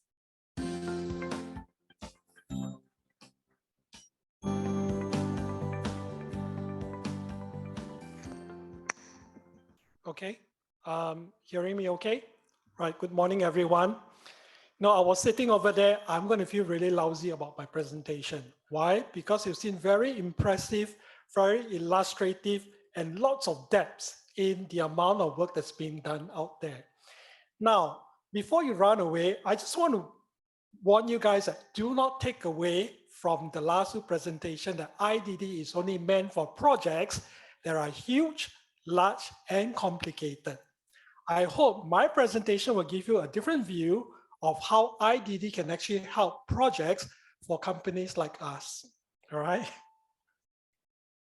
Of course, at the end of the presentation, I'm going to be actually talking about some challenges that you are likely to face through your journey in doing with IDD. Again, many of my presentation that you're going to be hearing out there about the challenges are no different from what the earlier presenters has mentioned. But I probably want to kind of classify it in a slightly different way. It might be regurgitating what you guys are already very familiar with, but I don't think that should be something that actually you should let it stop you from going ahead with your challenges, all right, in meeting those efforts. Again, that's something else that I also want to take away. When we do IDD, it's easy to actually prescribe controls, but it is always very difficult to manage those changes in there. I'm not sure whether it can resonate with me, but hopefully after the presentation, you will. All right. When we talk about IDD, we have always actually this perception to say that, hey, this is something complicated, something new, and we are like getting from ground zero again. We can't hear from BCA, BIM, VDC, and so forth, and suddenly you have IDD coming along. Now, don't be too engrossed with this whole thing about IDD. IDD really builds upon the framework that you've actually developed your skills over time with BIM and subsequently with VDC. Each address a different aspects of things, but to where we are today, IDD should give you a whole new dimension to how you can actually benefit from the project. In BCA's definition, IDD can actually be classified under 4 elements: design, construction, fabrication, as well as asset management. So what does it mean for us? Before I even jump into this aspect, I kind of take this a little bit to give you kind of like, you know, this is not some kind of games, you guess what's behind the boxes. There's nothing behind there. As I mentioned before, my presentation is very flat. There is no animation from there. All right, if you think about IDD, it actually gives you in 4 dimensions: design, construction, fabrication, and facilities management. In the documentation that you read from BCA, there's lots of such literatures that you can actually download from Cornet, you know, that sort of things. You could actually deliver IDD in several aspects, whether it's benefit from time, incentive on manpower optimization, look at safety, look at quality, cost, and you could actually prescribe anything more from there. And once you kind of put this matrix up against the different stages in a project representation, there are lots of applications you could actually do. Even from the guide that you've downloaded from BCA's website, there are just only a handful of use cases that you can actually present across this matrix. And I'm pretty sure if you sit down on yourself, you're probably going to see a lot more than this, all right? So what does it mean for Straits? When we first look at IDD, the first thing that came to our mind was we need a foundation, and that foundation needs to be a common data environment. Without it, it's going to be really, really difficult to help you do it and realize the results across your projects. So when we look at models, we look at data, we look at documents, and you could have external cloud data and everything like that. You need to change all kinds of people onto the whole entire environment. So this common data environment becomes a very essential tool to help you realize the incentives and benefits from what you can actually do with IDD. So that's the first thing that came about when we first started off with the IDD journey. So when we first look at that, defining IDD for us, if you remember the earlier diagram, I kind of give you that matrix and the crossroads of all kinds of application in there. And you see from the earlier presentation, there's so much you could actually do. But do you really want to embark on all at one go? No, it's not going to make it a success story for you. It's going to get yourself questioned by the bosses to say, hey, you already spent so much money, what are you getting out of this? So we decide to set the basic goals in helping us to start off our IDD journey. And getting a common goal in the project, I want to emphasize that it needs to be a common goal for the project and not for yourself or the specific organization, all right? Now, once you actually establish that, the application that comes to support the common goal will naturally flows along the way. And then you kind of put it across the different stages in the project construction cycle. And then you start to put in the little applications in there to help you make the results come through. You can't actually embark on IDD by looking at the 14 use cases and hopefully something is going to happen overnight. It became some kind of super wonders implementation. It's not going to happen. I'm telling you right up front. All right. So pick a goal, start somewhere and move on.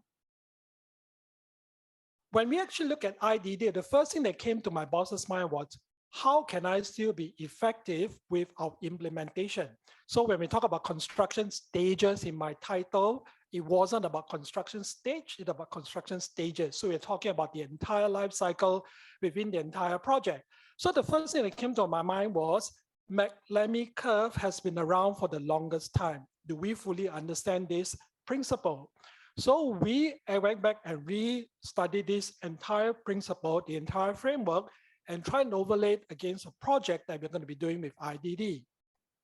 So that's what happens. We map out the different things that we'll be doing at different stages in the project and map the curve into it. Now, in the past was what the gray curve looks like in our projects. You guys are probably very familiar with that. The problem just snowballs as it gets further and further into the project. So what happens? The problem is we couldn't bring our problems solving early in the project. So by moving the curves upfront into the development and design stages and limiting and clearing as much of the problems as early as we can, help us realize the benefits downstream. And this is always what we've been talking about. Benefits, costs, reduction in reworks and stuff like that all get surfaced as early as you can. Of course, we can't eliminate the entire churning, but it will get lesser and lesser as the project improves. So when we actually looked at the design development stage, you remember the common goal I was talking about, we wanted to actually propagate the information of fabrication upfront early in the cycle. You know, when we actually look into PVVC, PBU, all kinds of fabrication work that's out there, have you actually went in to actually size up to say how much changes you actually do or hacking that you actually do to the fabricated elements? If you do, chances are the information are not being fully communicated way upfront into the project. So that's what we wanted to do. We want to kind of bring a cataloging concept into the project by implementing certain tools in the system. Once we're done with that, the next thing is like, what we do during our construction stage? Well, although the two projects we've actually put onto this IDD framework has not actually gone into the construction stage, we are still at its design stage as of today, we've actually do some piloting and experimentation with some kind of site progress documentation. Now, a lot of people mentioned about taking 3D, 360-degree photographs, images, storing it somewhere onto the portal, allow you to backtrack and stuff like that. That's great. But we have taken this to the next level. We don't just want a 360 photograph that documents a history of a project. we want to apply AI that will automatically tell you the progress of work done. So in our experimentation, we actually took 360 photographs, images in a project, and let the system surface the structural progress work done for you automatically from the images. That's what we actually created additional value into our documentation. So when we talk about facilities management and handling over and taking over problems and stuff like that, a lot of people say, yeah, that's a contractor's problem. I'm telling you, no, it includes a consultant, trust me, all right? During the design stage of things, we actually surface problems and identify the opportunities where problems could actually exist, and we document it down. So when we actually surface this along the project, we will have regular reviews, we have inspection to say whether that actually do happen again or not. One of the things that happens very much of is actually the water seepages, that kind of stuff. That actually starts with the design. And if the design fails to accommodate for that, no matter how good your construction work is, trust me, water is still going to seep through, that sort of things. So you are addressing the problem before you ever even look at the defects. And so design actually has a part in managing defects. So when we're done with that, we kind of summarize the thing and articulate all these messages across the different stakeholders by mapping a diagram across and telling them what to do and what not to do. So this becomes a very macro view of the solutions that we're going to be doing, and we make sure that every stakeholders in there understood exactly what we're talking about, how we're going to be addressing it, and everybody needs to sing the same message. Again, it's a project goal that we're going for. It's a project vision they're working for and not an individual organization we're looking at. We didn't actually start off jumping into the IDD pool immediately. It was a progressive journey for us when we first started off. You guys heard about this thing like almost 10 years ago. There's this thing called Little Beam, Big Beam, and that kind of stuff. So whatever it is, it's still Beam. So as the journey went on, the journey becomes more complicated when we start to manage our progress, we start to manage our processes, and that's where VDC comes along. Today, it has taken another dimension. We are now talking beyond just processes. We're not just talking about BIM itself. We are now talking about managing it from a project angle that encapsulate things potentially with automation, factories, equipment, IoT, and stuff like that. So all these things comes in to give us a solution on what we call IDD, potentials. This is one of the projects that we've actually done. Again, this project is very small, less than 300 units, all right? But you could still effectively do IDD in a project in this capacity. This project is also an IDD. This is close to over 800 units, very interesting. LTA won't give up the road back to us, so we actually have to create a very fanciful overhead bridge across the two plots, right? So I think they're going to be launching soon, so if you're interested, you can have a look at it, right?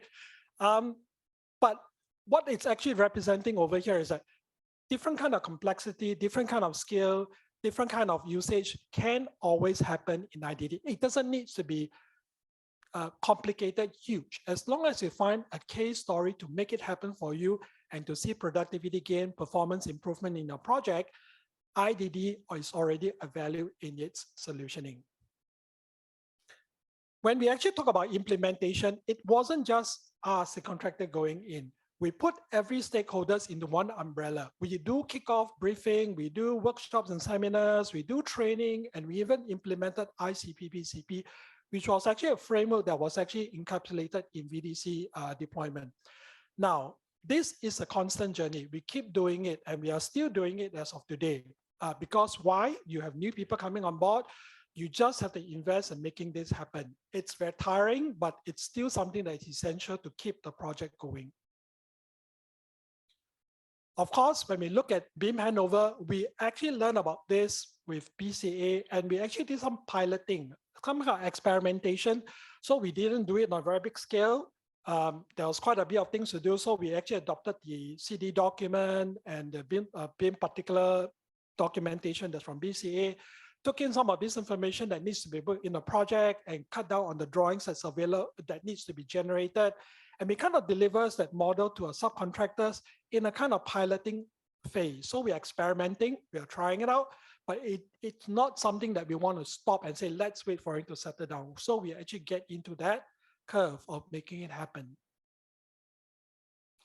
And when we talk about BIM handover, it's not just about specification. It's not just about a set of guidelines, filing documents and stuff like that. We even went down to experimenting and exploring information that needs to be captured in the model. So in this particular case, we did an exchange through IFC. So one vendor was using an alternative software and we are using an alternative software. The common platform was IFC. So when we get through IFC, there's no guarantee that a door from the other software will come across as a door. So what do? We have to do some kind of common understanding, get both sides to normalize to say, hey, if it's a door, give me a door in your IFC, that sort of things. And that needs to be discussed as well. So when we actually look into the modeling itself, it wasn't just me modeling, it wasn't just a consultant modeling, it's about integrated modeling during the ICP and PCP session. Some of you might be wondering what is ICP and PCP. So let me put it this way. It's about putting everybody in the room, doing the common work, doing the common modeling, and resolving problems as quickly as you can on the spot. So we hope that when everybody leaves the room, your column is the same between the architect, the structural engineer, and how the ME guys looking at it, that sort of thing. So we really put people into a room to do it. So what are the benefits that we're seeing from there? I think it actually speaks a lot by itself. While we are still at a very early stage of this project implementation, we haven't even gone to a construction stage. In fact, both projects has a demolition phase in there, which is talking about something like, I don't know, mid-2023 before construction work starts. Some could even be later. We are already realizing and seeing real reduction in waste, potentially eliminating reworks, defects, and the sort of things in there. And because we are able to bring all these things into one framework, we could now really look into optimizing our resources. For instance, do I need so many technical people during the construction phase, or what kind of people do I need in the design phase? And we kind of rebalance the entire resource optimization from there. So we are bringing early planning, early execution, everything up front into the journey for whatever downstream benefits that we're going to be seeing from the project. And of course, when you start to do things like that, I think you'll probably realize improved quality and safety. And of course, productivity and collaboration becomes a lot more coherent. One of the things that we are seeing from the work that's doing right now is that consultants do not need to deploy same amount of resources throughout the entire project lifecycle, because everything is almost done up front. During the construction phase, instead of maintaining the consistent number that they used to do in the past, they could now potentially reduce half the resources. Think about it. Load up front 6 months, reduce my resources over the next 3 years. Seems like a good game, huh? And of course, with benefits, you come with challenges. And naturally, you heard about many of these challenges that was actually mentioned by the earlier presenters. I kind of categorize into 3 aspects of things: adoption, maturity, and motivation. When we talk about adoption, this is very interesting. How many of you are still relying on email, WhatsApp to manage your project?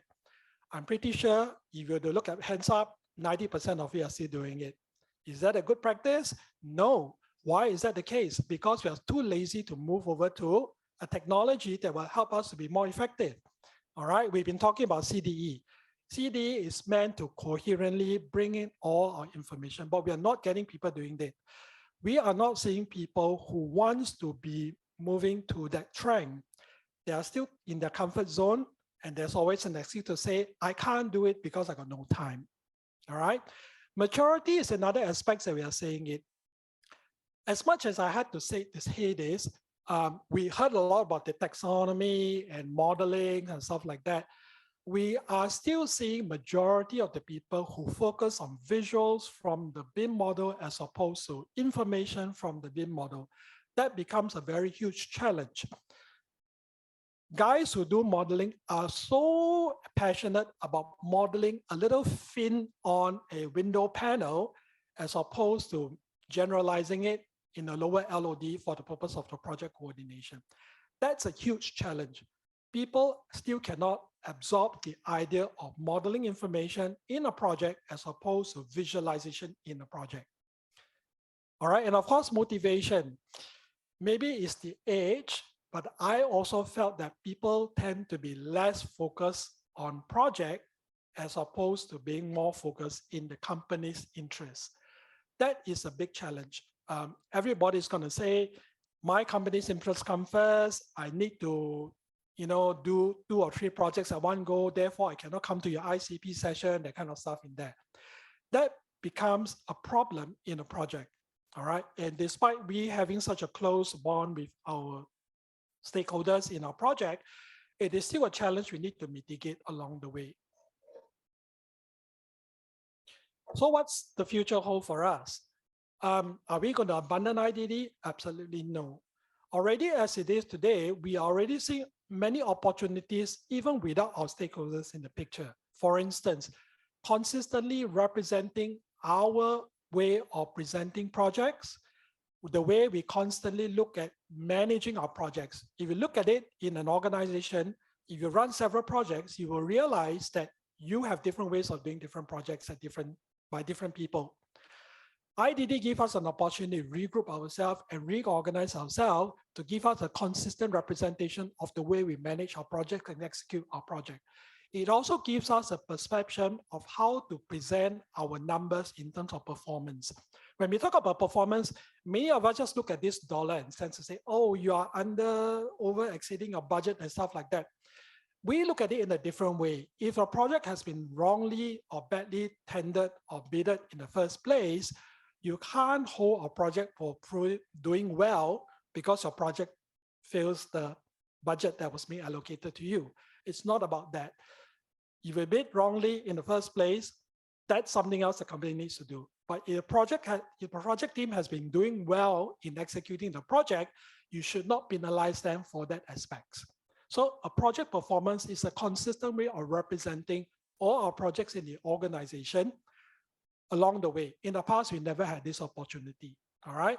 So moving forward, I don't think IDD is something that will hinder us despite all the challenges, but I think it's a positive angle for us to move forward in future with our projects. And that's the end of my presentation.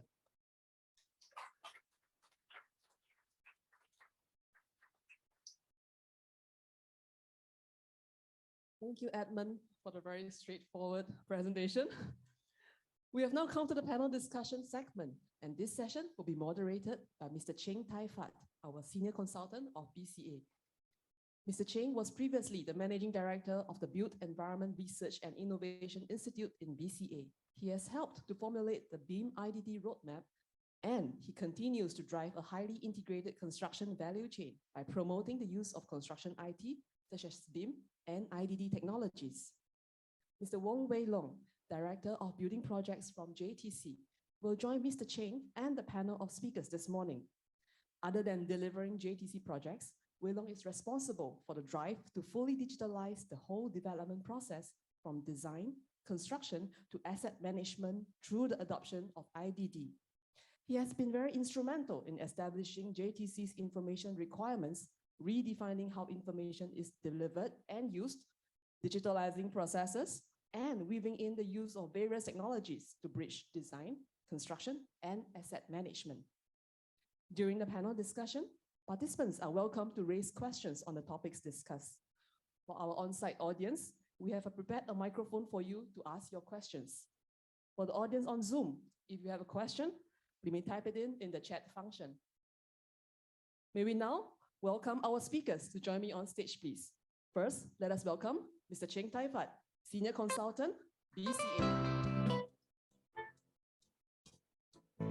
Mr. Wong Wei Long, Director, Building Projects, JTC. Engineer Lee Chuan Sing, BCA IDD Steering Committee Co-Chair. Mr. Ashim Alba, Deputy Chief Development Officer, Capital Land. Mr. Oh Song Kwan, Technical Lead IDD, East Southeast Asia Water, Jacobs. And finally, Mr. Edmund Leong, Head of Innovation and Technology Adoption, BEAM ICT Straits Construction. Okay, and with that, I shall now hand over the session to our moderator, Mr. Cheng, please. Thank you. Thanks, Rina. Hello, can you hear me? Say okay? Okay. Welcome everyone to this panel discussion on shaping the future of the built environment with IDD. I think joining me on this panel, we have our 4 speakers, and we also are happy to have Wei Long from JTC in this panel discussion as well. We have about 1 hour for this panel discussion, and we hope to gain more insights from our panel and also from Wei Long on today's theme of shaping the future with IDD.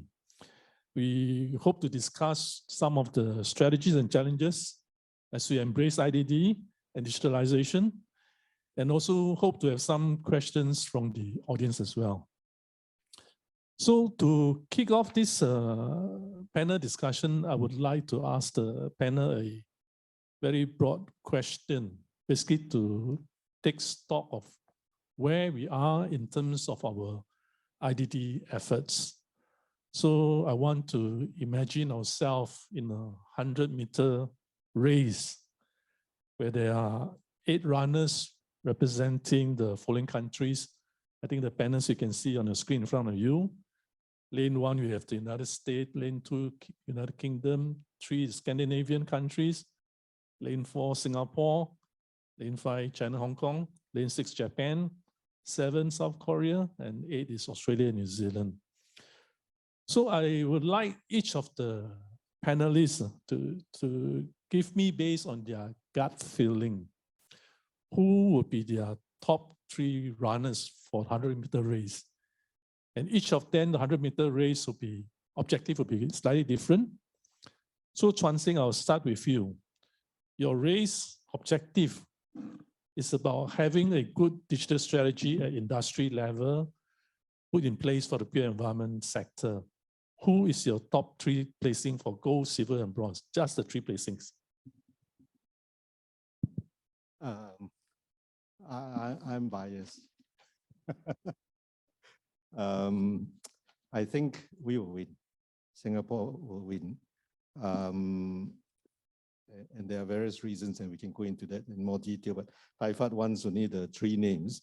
Well, I think it's Singapore, and then it's UK, because they have a very well thought out plan, which they have been working on for at least a couple of decades, if not more. And then the Scandinavians, primarily Finland and Denmark, because they've also been implementing quite a lot of things. Finland, Denmark, Norway, and we have been actually working very closely with them. In fact, we've been working very closely with all of them, UK, Finland, Denmark, Norway, since the early 2000s. Okay, thanks, Chuan Sing. Ashif, your race objective is about developers putting strong focus on BIM technologies as part of their tender requirements. Your top 3 picks. My guess would be the UK number 1, simply because again, to have I break this up. I sort of looked at it from few perspectives. One is they probably have the longest sort of structured way of looking at IDD. I mean, I did some reading on this as well. And also based on my visits to the various offices in the UK, I personally feel that they have the most structured in terms of how well they look at the whole sector, right from the agencies, the consultants, as well as the developers themselves. So they are, to me, number 1. Just like Joseph Schooling's race had more than 1 second place, I think there were 3. So I will go along those lines. Okay. You won't have 1, so I'll be slightly sitting on the fence here, but it gives me an opportunity to sort of explain my reasons as well. I think, again, based on my experience of working with architects from the United States, although they've been, they started slower than probably the other countries. I feel they have progressed a great deal, in terms of how they use technology in the way they are delivering the project. So they are looking at it again across their government projects, their private sector. Again, I'm talking about larger developers. So I think the United States and Scandinavian countries, I'll also include Germany in this, because I believe together with the Scandinavian countries, I believe Germany is another country that's putting a lot of effort in how, and again, Germans are also very well known for their efficiency. So they too are putting a lot of effort in seeing how they incorporate their tender requirements across various sectors, be it the government as well as the private. And then I'd say Singapore as well. Singapore, again, simply because of the fact that so much effort has been put in, and the drivers are very, very obvious to everybody, because you want to drive productivity. That's your first goal. And in order to do so, various initiatives have been put forward, both the carrot and the stick, in terms of how to incentivize various developers in taking this forward, be it in the GLSs or the various incentive schemes that we've seen. So I'm hopeful that, that if there's a race, this is how I would look at the top three. Thanks. Okay, thanks. Okay, Oisong, your 100-meter race is about having effective use of IDD or BIM to manage complex infrastructure projects. I've also put South Korea there because you're from there. So your top three placing, yeah. Well, I will pick up the three places. The one is the United States and the United Kingdom and the Singapore. The reason I chose the three countries is where I work. Okay. So that means I believe that what I'm doing for this, and then whatever I'm doing, I believe that that's what I'm doing, and that's the best way. So I'm kind of a person to share the experience and promote this idea. So that's the reason I pick up the three countries. But meantime, it's very difficult to compare because cultures are different. Sure. And then the market size are different. But one thing I'm sure that in case of a complex project, that's the challenge what I have all the time, because people has the experience with the small scale of a project, but sometimes that doesn't apply for the larger scale of the project. So going back to my answer back, then yeah, I don't know what to say. Okay, thanks. Edmund, your 100-meter race is about using digital technologies effectively across the supply chain partners in the construction phase. So who do you think will be your top three runners? Well, if I look at it based on observation from lighthouse projects that are actually very prominent, it's out there, I don't think Singapore is that far off. So I think we are somewhere probably in the category of UK, Scandinavian, and regions in the top three positioning. But I have to say, from a project-focused point of view, I would still think Singapore is somewhere out of the top three spots. But from a national level, I could actually see that probably we are somewhere up there with the UKs and the Scandinavians. Okay, thanks. Wei Long, your race objective is about using standards and structured data to drive data-driven process in projects. Your gut feel on the top three runners? I'm a bit hesitant to talk about race because I'm a Liverpool fan and Liverpool has obviously dropped out of the Premier League title race. The thing is that I don't think there is in order of merit of which one is first, which one is last, and all this sort of thing. But if you look at data-driven processes and all this sort of thing, I think UK would be right up there. They have been doing this for so many years, and they have actually put in a very structured way of defining data processes and all this sort of thing. The other one would be the Scandinavian countries. Today, they are actually one of the more advanced countries that even look at driving sustainability through digital data.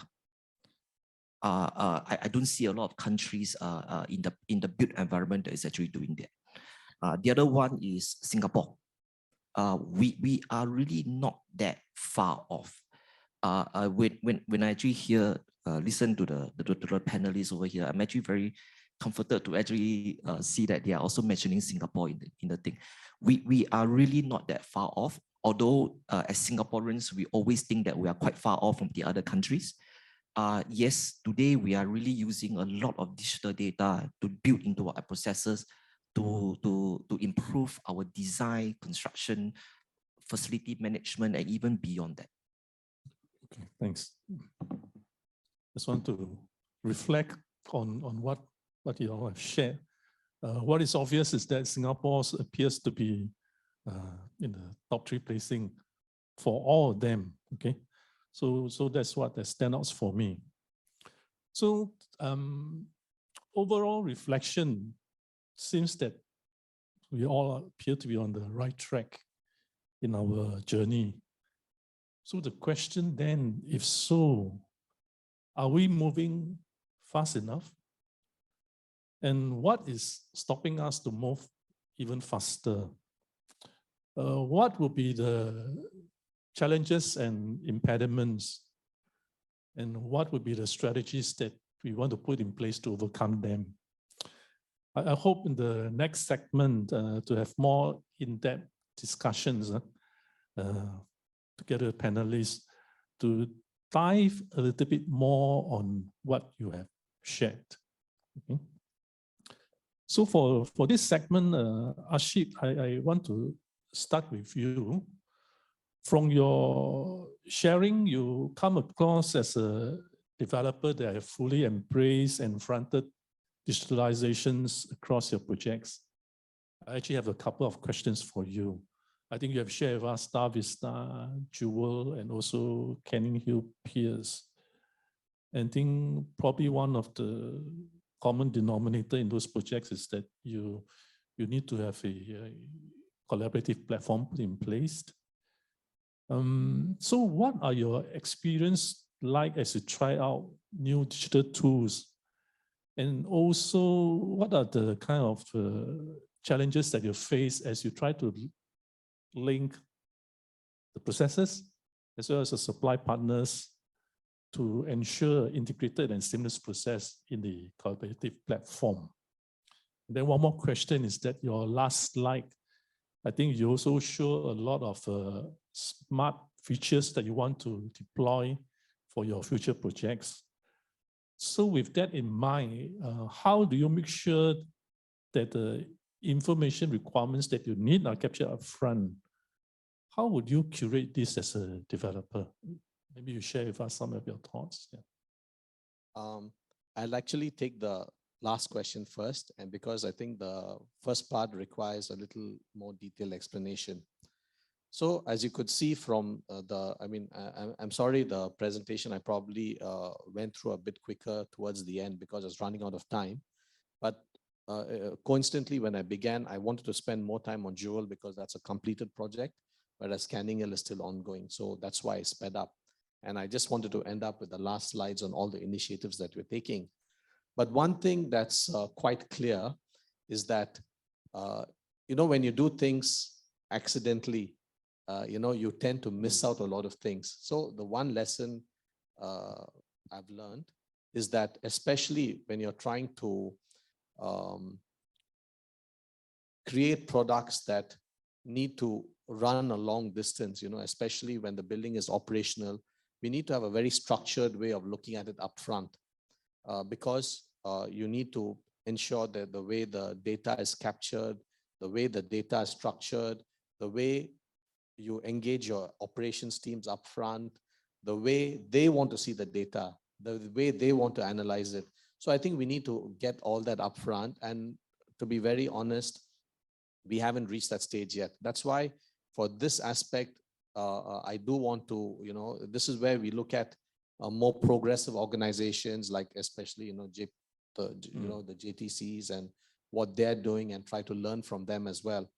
At the same time, the kind of user experiences we are giving, they're all touch points really, where we can still end it, we can add it towards the end. It doesn't take a great deal of effort in integrating it into what we're doing already. So I think, so just to again sort of explain that clearly, I think we need to plan a lot in depth upfront, keeping the end goal in mind and the users in mind, especially for the operations phase. So that's about the second question you asked. So regarding the first question you asked about the common platform, and I'll again just be very candid about this. As I shared with you our journey, it's something that grew very organically. It's not something that we set out many years ago with a long range plan and how we move forward. We actually moved from project to project and we learned along the way, and that's how we built up our systems itself. Whether it's, and again, they always say that you learn the best from, either being punished or being by the beatings on your back. So from from the mistakes we made, we learned better as well. And these are things like, because what are the things that can go wrong? The contractor arguing with you later and telling you, no, this is not my scope, but because I want to do it, I'll do this. Or consultants at the same time explaining that they didn't price for this. So we realized that we needed to think through this a lot better. And where does our standardization come in? Our standardization comes in from two aspects. One, from the way we procure our different partners, be it our contractors or be it our consultants, so that they understand very clearly what they are required to do, number one. Number two, we are guided by what guides we have out from BCA, in terms of how we approach, whether it was BIM those days, whether it's VDC or whether it's IDD. Again, we don't, like our other speakers talked about, we don't go and tick every single box. And what BCA has put out there is a guide for everybody. You go and these are what, if you were doing, let's say, a full IDD project with prefab, you could do a lot more things. But in the context of where certain things are in situ and you don't really have every single attribute that's required in an IDD project, you can still take the best practices, extract out the best practices out from these guides and utilize it for your needs. So we are guided a lot by that as well. So the certain commonalities that we have structured quite carefully after that is, one, we know that the quality of the model has to be of a very high standard. Because if the quality of the model isn't there, what you review it in your ICE or your technical meetings is going to be, as they rightfully said, garbage in, garbage out. So the quality of people in that team, the people who actually generate the coordinated models, like Joel had 19 models at the end of the day, because you have so many trades put together. So you have to make sure that those guys are just not digital operators as well. They got to be technically sound, And so we put a lot of effort in making sure that team is well organized, and we monitor that kind of information that comes out very carefully. And then the way it is, we very methodically go through this in our weekly meetings, make sure that the whole building, I mean, the heart of what we do is really using BIM and digital coordination to make sure that every single element, I mean, when I say every single element, I don't mean to go and coordinate your fins and all that, but in terms of Archi, structure, M&E, all the various trades that go in are properly coordinated upfront. So these are the two kind of bookends together with the software that we use to help us manage our projects better. Yeah. Thanks, Ashil. I think it is certainly encouraging to see a developer driving digitalization, and hopefully we hope to see more of them do so. So next, I will move on to the service provider. I think my question is to Oi Song. I want to zoom in on something more specific that you have shared. And then I think Zing also touched upon by Chuan Sing is on basically the pay handover. So Oi Song, you talk about this model-based handling, and also probably a bit on the handover of BIM model from consultant to contractor. Could you share with us what was the motivation when you started that you stipulate this in your contract documents? And more importantly, how do you then curate subsequently the process? Because you talk about managing 17 contractors, it's probably not an easy task. So how do you curate the process to make sure that the model quality, consistency, and all those standards and completeness of data is there? Could you just share a little bit more? Yeah. Okay, so I think that was the one similar question came from this Zoom as well. First one, the reason why this TWIP select the model-based tender is that TWIP has the date to complete. So, well, originally was the complete in the 2025, but for the COVID situation now it's the move to the 2026. So considering the completion date, how we can expedite the whole tendering schedule and the design schedule. From my experience, if we rely on the 2D drawing world, I guess this project required more than the 50,000 drawings. That's a lot of effort and the time. So then that means, yeah, as a consultant, we have to spend a lot of time for the 2D drawing production, and then they will cause the delay of the tender, as well as the successful tender. So that was the main driver why we use the model-based tender. But at the same time, it was not an easy job because we have to pursue the PUB. But the good thing is, PUB was really, keen to adopt the okay, let's try the new way together. So it was the basic need for that completion, but at the same time, some great support from the PUB was made this model-based tender successful so far. And then on the second question, yeah, I know it's not easy job.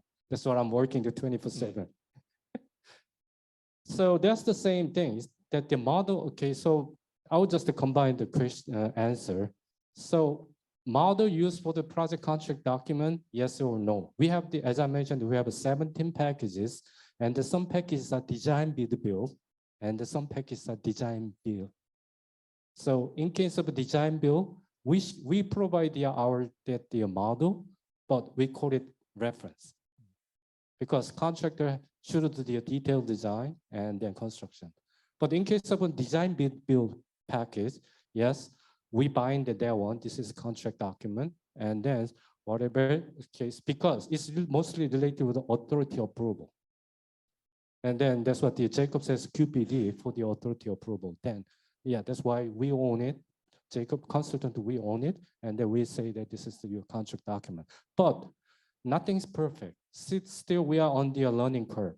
So we are still saying that if there is any discrepancy between the model and the 2D standard detail or those things, then yeah, go to the standard detail. Yeah, still we are on the learning journey. Thanks. I think it's really exciting times as we move over to the next gear of specifying BIM as a contract document.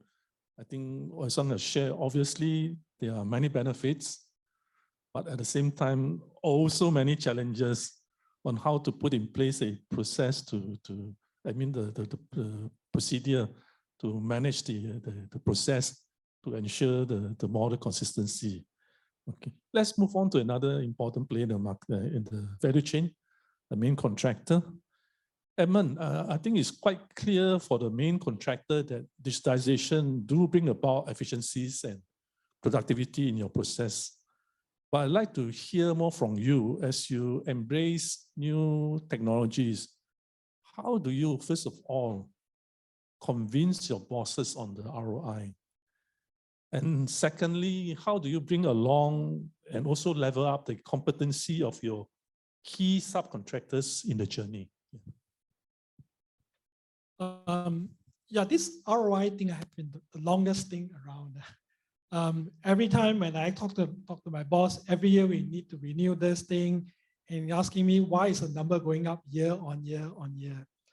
So it's really, really hard to actually qualify an ROI. But I think from his perspective, ROI, sometimes it's not something you could almost see immediately. It's something that you probably need to appreciate it in the longer run. We've actually decided not to actually go down to calculating, say, for every $1 million I invest every year, what should I see as a return? So the ROI that the bosses wants me to put in place is to say, for the same number of people, I need to do better jobs, more jobs, that kind of thing. So when we talk about better jobs, it means safety, it means quality, means results that we need to see, but not absolutely tying it back to a dollar value that we're talking about. Of course, it needs to be within reasonable means, but I think it's really hard to actually qualify a number to him to say, give me $1 million and this is what I'm going to be promising you. It's almost very hard to actually do it until today. So in order to actually bring the stakeholders and the members and all onto this whole entire framework that we're talking about, you've seen from my earlier presentation, it wasn't easy. So when we actually bring on board, I do have a lot of subcontractors who have absolutely no idea what is BIM, literally, because they are purely labor subcon. So the only thing that they interact is purely drawing, and you tell them build this, build that, and that's about it. So when we actually start to interact with them and looking at the 3D model and stuff like that, there was a bit of education, a bit of putting in place infrastructure, getting them to know how to use an iPad, that kind of stuff. So the fundamentals that we take for granted today becomes a challenge for my subcontractors. But it is something we have to learn and we have to embrace.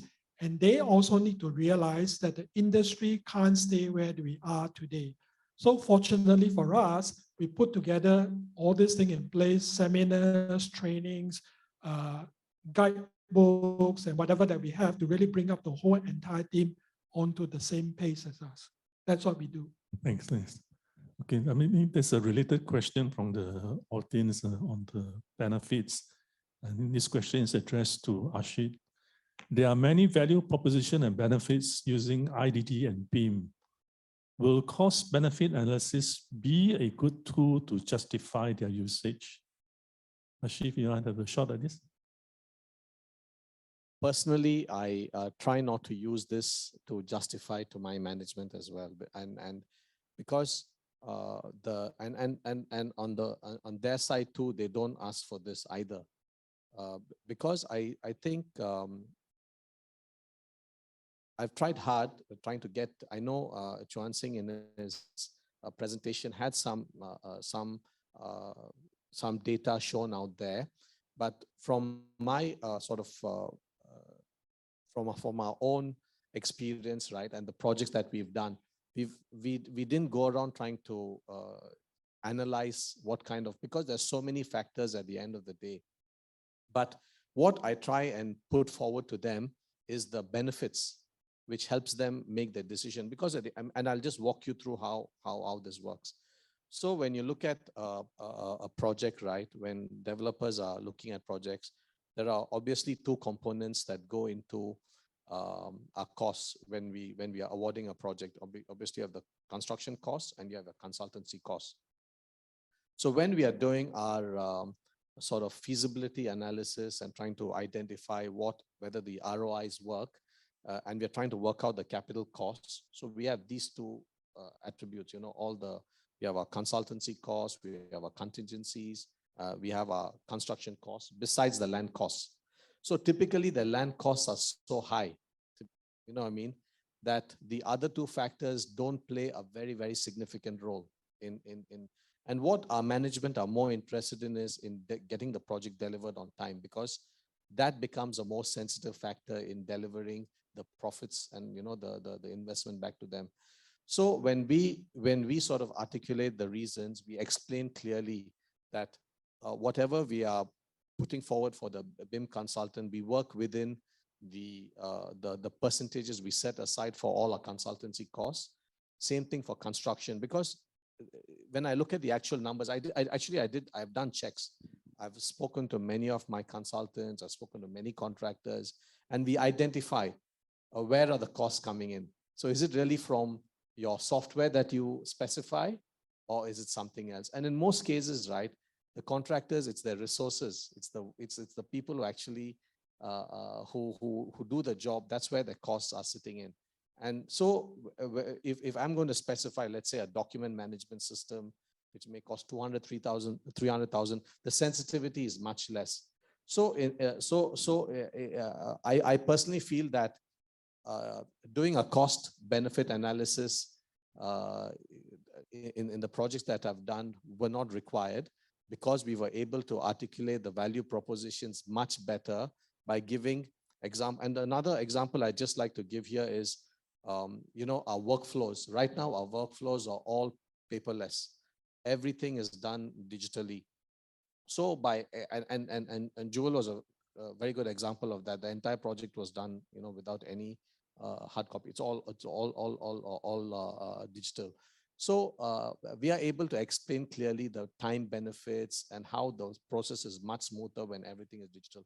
So in that sense, I personally did not require to do a cost benefit analysis, but we do tell them high level, you know, we don't need to do rework. We don't need to, you know, waste a lot of time because everything is done virtually. And we explain to our management the benefits. And in all these three projects, we had partners. In CCRC, we had The Rock, which is the New Creation Church. In Jewel, we had Changi Airport, and you know, in Kenningal, we had CDL. And all three are progressive enough, you know, to have people on board to see the benefits. So they didn't really need to go into detail on this. Yeah. Thanks. Thanks.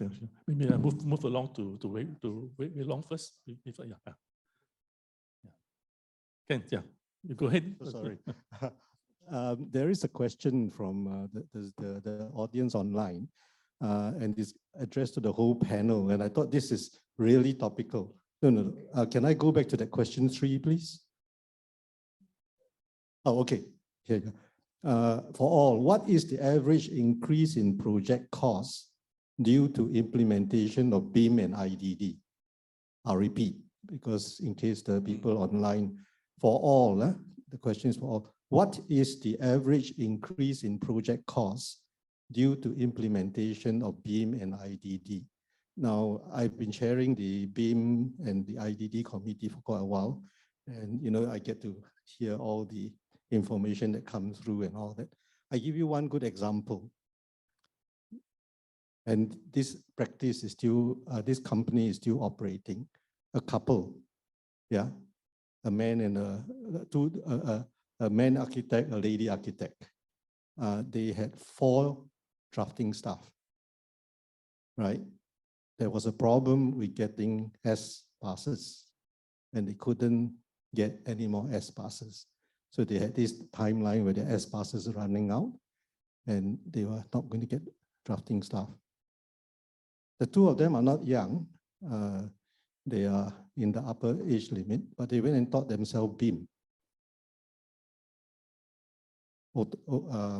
Revit, right? 2 of them. So today, they operate with 2 packets of BIM. So they have to pay for 2 packets of software. They no longer have any drafting staff.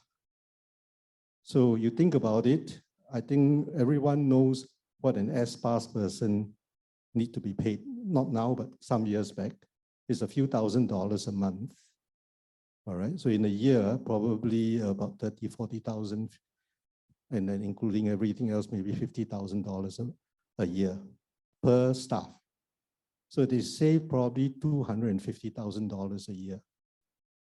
And they have to pay for 2 packets of Revit and operate on it. Of course, they have to get other software as well. But 2 packets of Revit is not going to cost you $250,000 a year. And they said to us, because we asked them to share their experience a while back, and this is probably about by 2017, 18, they had managed to achieve that. They say that they were doing actually more work than they did with 4 drafting staff and having less frustration because they were not having to correct and recorrect and recorrect and recorrect the mistakes that their staff were introducing into the design, into the submissions. All right, so what is the average increase in project cost due to implementation of BIM and IDD?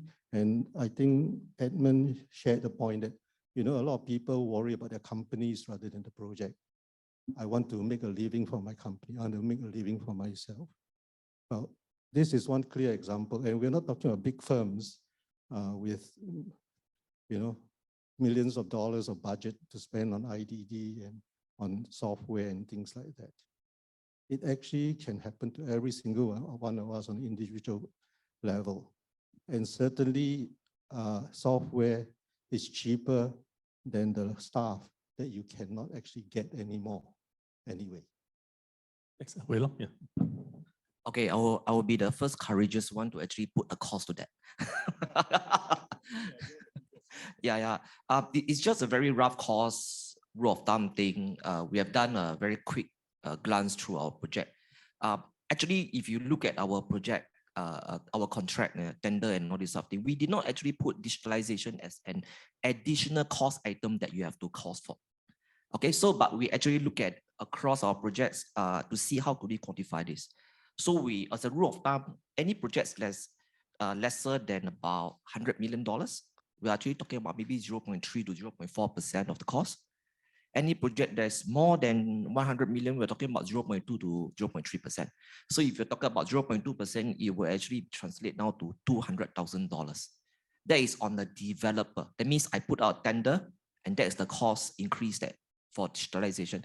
But that is just a rule of thumb. But if that is true, if you actually go in very deep, my sense is that this cost will actually tend to trend down. The reason is very simple. We cannot be looking at this increase of cost today as the definitive barometer to actually say whether I'm going to digitalize my business or not. Because digitalization of the business today is actually an existential issue. I've seen today so many people talking about flexible work arrangement, let's work 4 days a week, etc., etc. But the truth of the matter is this: your workload is not going to lessen. The truth of the matter is that we will still be asked to do more. That is the truth, okay? If we want to transform the industry, our industry, if we want to entice new people, young people to join our industry, we need to make it exciting. And the truth is that going to do that, we could be asked to do more going forward. Digitalization then is a way for us. We cannot then look at cost to actually say $200,000 more, I'm not going to put into it. Because to be honest with you, going forward, the early adopters of digitalization is going to pay $200,000. Maybe the late adopters for digitalization going forward may be paying $2 million. That is the truth of the matter, considering inflation, etc., etc. Now, talk about cost-benefit analysis. Now, many people have been asking me about cost-benefit analysis. I'm not good in that. But there's one part of the cost that we never calculate, abortive cost during construction. That one, our industry, we don't have figures for that, so I can't measure. But I also cannot measure that whatever that I have resolved through close collaboration, BIM, etc., what is the cost that I would have actually avoided through abortive costs, rework costs, etc. I can't do that. That cost, nobody can quantify today, to be honest with you. The consultant come to me and say that you want me to do digitalization, you want me to use CDE, I need to charge you more costs. But the truth of the matter is this. If you actually save more costs if you are open-minded enough to actually use the CDE. In fact, today, for example, this is a cost that I cannot quantify today yet. I have actually asked all my 90 over PMs, what is the thing that you actually spend most time on every month? All of them told me they spend 20% of their time looking for information. If you quantify that as a business cost, okay, that is going to be immense if you multiply it over the number of years. Okay, that was actually done a couple of months ago, many months ago, earlier this year. Okay, and what I actually told them is that, look, we have already got a CDE there already. We don't use it. All the information are there. You just have to look into CDE for all the information. Okay, so today we are actually even looking at things like, for example, my auditors want to audit my project. So everybody knows when auditor wants to audit project, you will sit your project manager down, everybody sit down there, okay, give me this information, that information, etc., etc. I told my auditors, you know what? Can you just go into my CDE, audit the project from there? If any more questions, I can actually, my project managers can actually give you the information.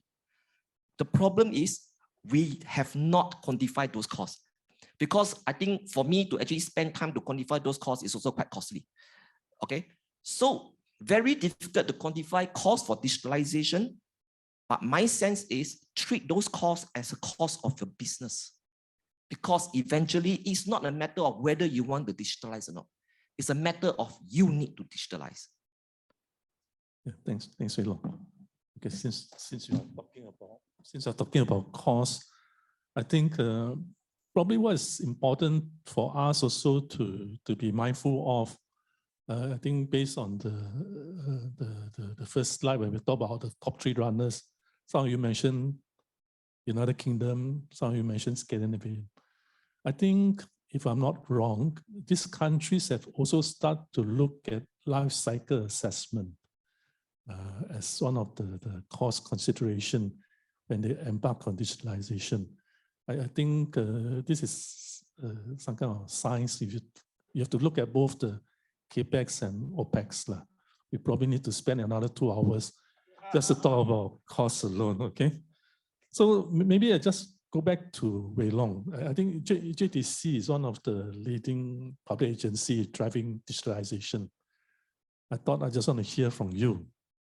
What is the game plan for JTC in the next few years? Because you have some digitalization plan in mind for all your projects. Maybe you just share with us, what is your game plan over the next 2 to 3 years? How are you driving these efforts, and how do you want to bring your ecosystem partners along? Yeah.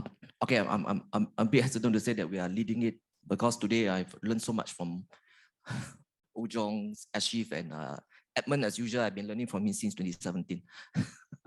The three areas that we are focusing, 3 main areas that we are focusing on. Number 1 is actually processes.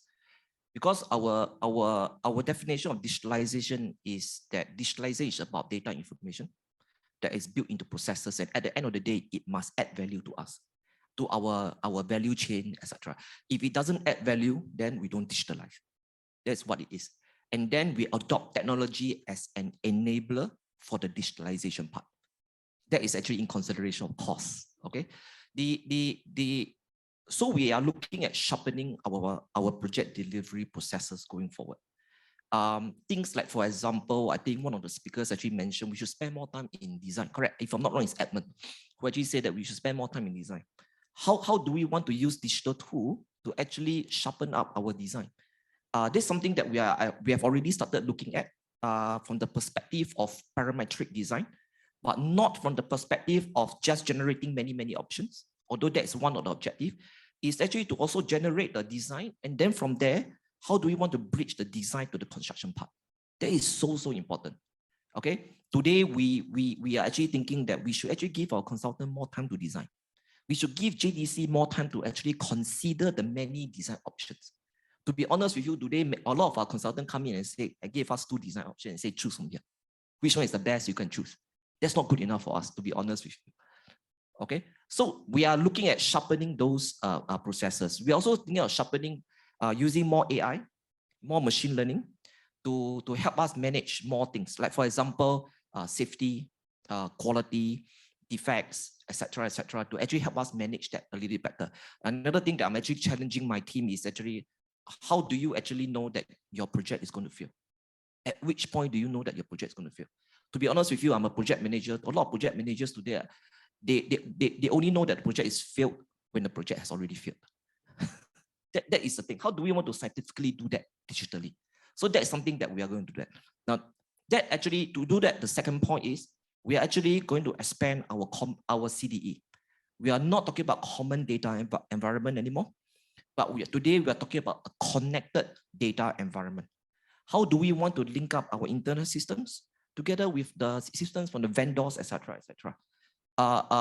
There are many technologies out there today, Esquire, Novate, etc. Okay, maybe it's not best for us to actually define which one you should use. We should actually say, I want you to actually to adopt technology to actually manage things, safety, quality, and all. But maybe the best way for us to do is to ensure that those data comes to us, and then we can actually operate. We can actually use those data information to drive our project performance.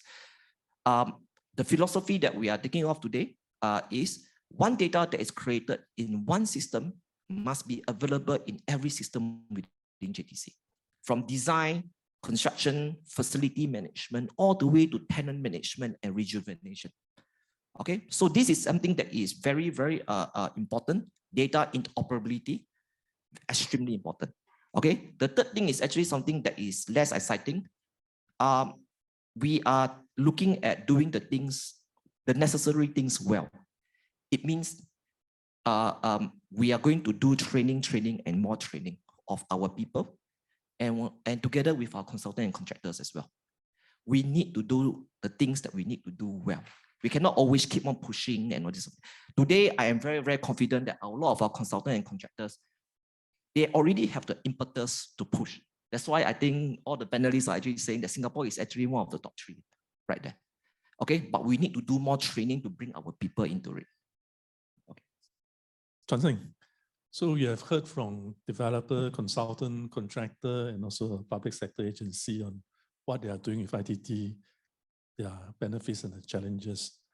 So I'd like to ask you about the 3 work group areas under IDDSC. You have enablers work group, lighthouse projects, and also digital manpower work group. So my question to you is, why is it organized that way? And what do you see are the desired outcomes from the various efforts of the work group? And more importantly, how do their work help to address some of the challenges mentioned by the various speakers? I think also related to one of the Zoom questions here on digital manpower. So maybe you just elaborate a little bit. Yeah. Sure. Well, first of all, the key thing is we need to operate on a common data platform, common data environment. So it needs standardization. So one major pillar that we are really focusing on now is common platform standardization, so that we can exchange data, exchange models without wasting time. Productivity goes up.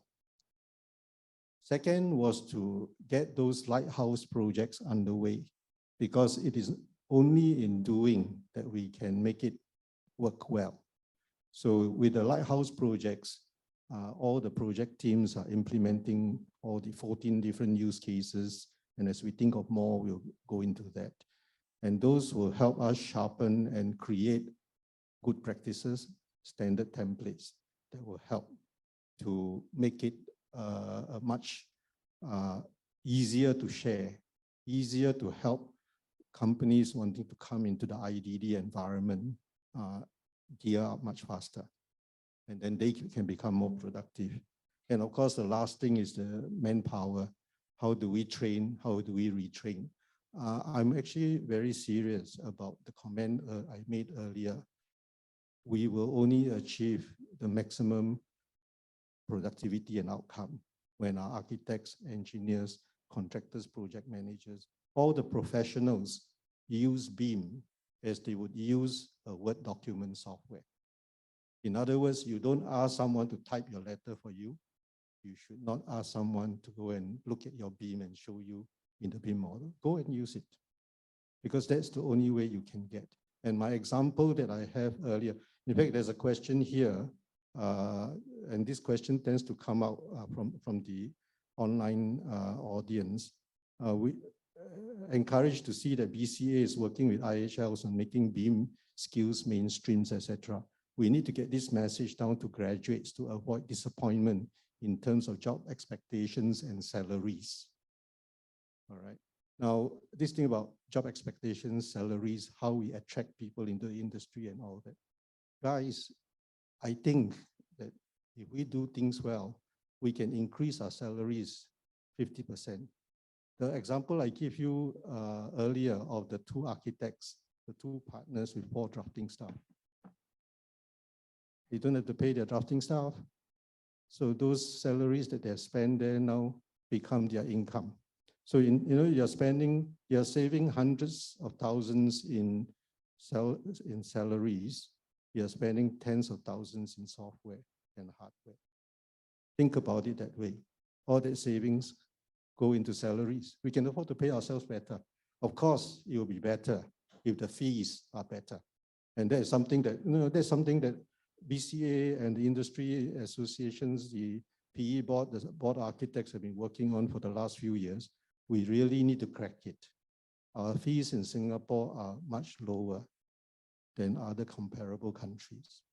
I happen to have worked and helped to run a group that is multinational, and I know the figures. We have to crack this problem together, but in a fair way. So anyway, this is the key things.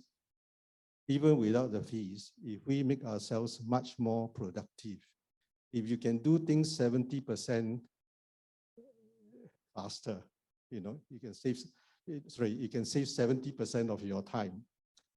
You are actually going to be able to pay yourself more than double, right? So these are things that I think we need to think about in terms of what are productivity. One of the things about templates and standards too is that whatever you do and is digitalized, you can save it and you can use it for the next project. You can use it for the next 20 projects. You should be building within your companies a library of standard proven solutions. When the job comes in, can you populate it? 80% of the problems in that project can be solved by your library of solutions. Then you have and you can do that probably in 20% of the time. And then 80% of your time you spend in coming up with really innovative solutions for that remaining 20% of the problems. There's a very challenging atrium to air condition. There's a very challenging fire protection problem. There's a very challenging structural issues. There's a very challenging facade that the architect has to work through all the details. But once you spend that time to solve that problem, it's digitalized, it's stored in your system, that becomes your arsenal for your next project that you can then pull that out to use again. So those are things that I think we have to work really smart in order to help ourselves and help our people help themselves to be a lot more productive. Because when you're more productive, you can definitely be paid more because you can definitely ask for more. Thank you. Thanks, Johnson. Maybe just want to open question to the members in this auditorium. Yes, please. Got a mic for this gentleman?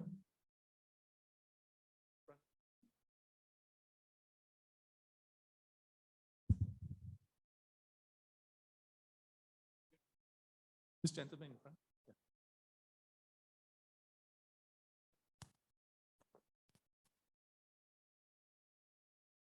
Yeah, thank you. I think it was a great session overall. So I'm Havish from Director of Enterprise Success from Bentley Systems. So it was very enlightening today. And my question is around the model-based tendering. I think PUB has done a pioneering effort in starting it at TWRP. But my question is, in general, what are the common impediments to this? There seems to be a lot of issues around sharing the model and getting it across. So how do you think those barriers can be overcome by the industry to make this a norm that can sort of, BIM leading the way, 3D leading the way? So,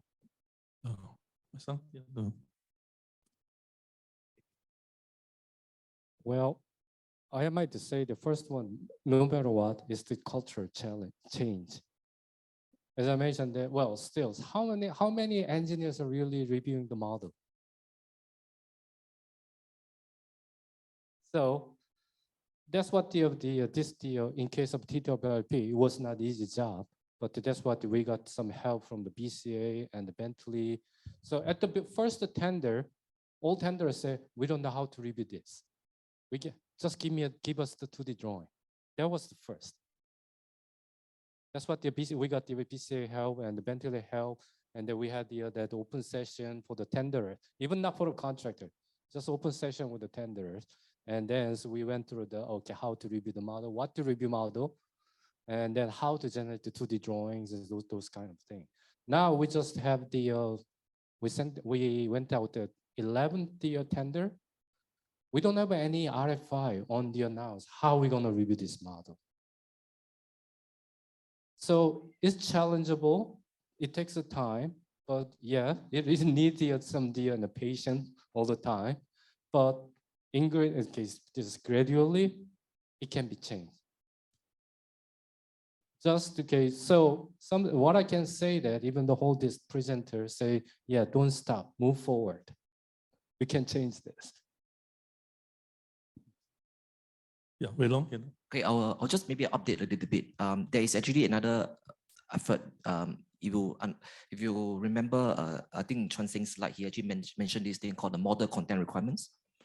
So HDB, LTA, JDC, we have been actually contributing these model content requirements to actually put down that, okay, during the detail prelim design, what do you need? Detail design, what do you need?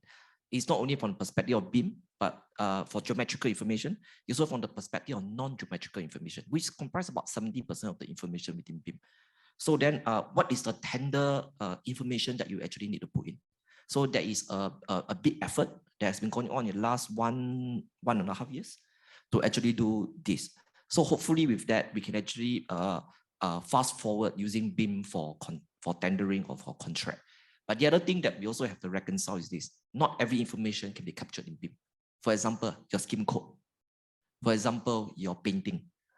These are the things that we may not be able to capture in BIM. For example, maybe even light bulbs.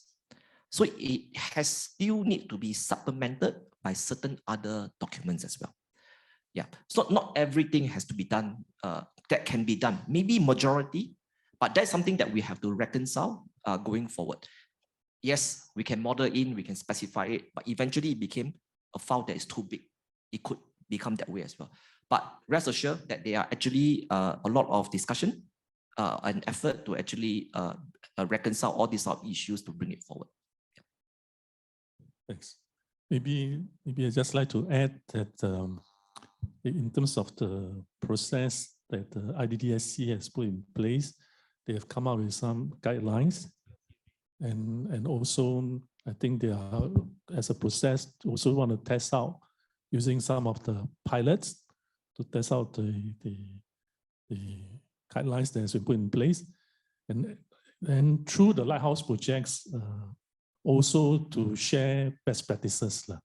So I think we are going to approach this in a structured manner to try to move the industry, from the 2D to BIM. Okay, is there another question from the audience? Yes, please. Yeah, hi. Morning to the panelists, afternoon, I think. My question to everyone here, the panelists and including yourself, the moderator. First thing first, exciting, a lot of presentation, and I think my question would be revolving around culture change. How does your organization manage this culture change? And we talk about culture of, managing culture and, doing new things. That's one. Second, the very fact that we want to attract talent today. And we talked just now, Mr. Lee, Chuan Sing talked about, the guys in the 40. And then we also want to talk about the digital native coming into the industry. This keep them excited, right? As an IDD co-chair, what are the plans in terms of the manpower, not on the existing, but attracting new manpower into the industry? And obviously, I see just now, Mr. Lee, today, when we talk about culture change and adoption of new technology, it's not so easy. Even yourself, you are still using paper today, as we are talking about going digital or paperless, right? So how do you guys manage this? I think in terms of the culture change, creating that psychological safety net for everyone to adopt all these new digital implementation and adoption.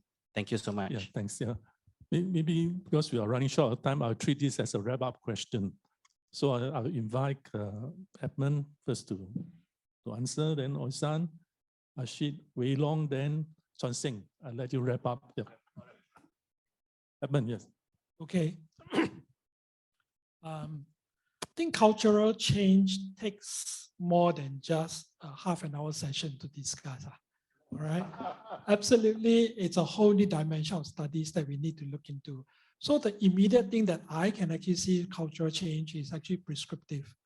All right. Moderate and control what you want the project to be. So if you focus upon the project, I think you can do short-term change, but in the long run, it's an education, it's a process that makes a lot more effort than just a half an hour session.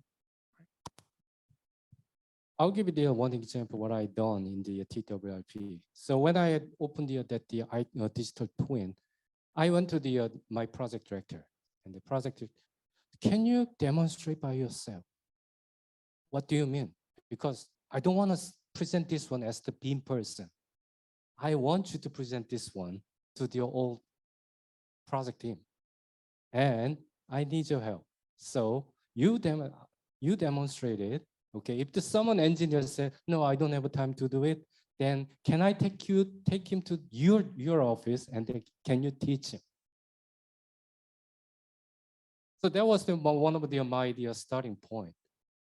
So yeah, sometimes the cultural change is not that big different or something, just change slightly.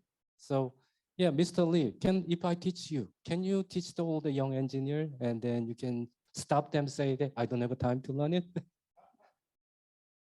So I think we can start from there. Ashley? To me, within the organization, I think training plays a very large role, and then giving them the opportunity to use it, because then they see firsthand the benefits, and by doing it's better than reading many books. So to me, training plays a very large role in changing culture. Thanks. This need 3 days of discussion, Khalil. This is the most difficult part, culture change. For example, the most classic, why can't I use my email to manage project? Why do I have to use CDE? The pain I can see from Edmund on his face. This is what everybody face. What we done is training, a lot of training. The other part of it is to show them that it actually add value to their work. Because if they don't realize that it add value to their work, they will just do it as part of the pedestrian complementary work. Since you want me to do it, I'll just do it for you. Yeah. So the early days of, for example, us implementing CTE, we discovered that a lot of my JDC guys, they actually approve, including my architects and engineers, and they actually approve things in email and then upload the approval to CDE. And then they told me, wow, CDE is so time consuming. And we went in, we trained them, we taught them this is the way to do it again. And then we actually say now you can actually look at your data this way. Now you can harvest your data. Now you can actually generate report in CDE. You don't need to spend more time generating and preparing reports anymore. Then they start to use it. Today, a lot of my PMs are actually saying that a lot of our small projects, lesser than 6 months, we don't use CDE. Okay, because it takes 6 months for them to actually get used to it. But the thing is, a lot of my PMs are actually saying, hey, can I just, for those projects, can I just continue to use the CDE? I will just drive it. So my PMs are actually driving some of these CDEs implementation themselves. My PMs are actually driving some of this digitalization initiative and all this sort of thing. So training and telling them that it adds values to their work is important. Okay. I think 3 questions. You had about 3 parts to your question.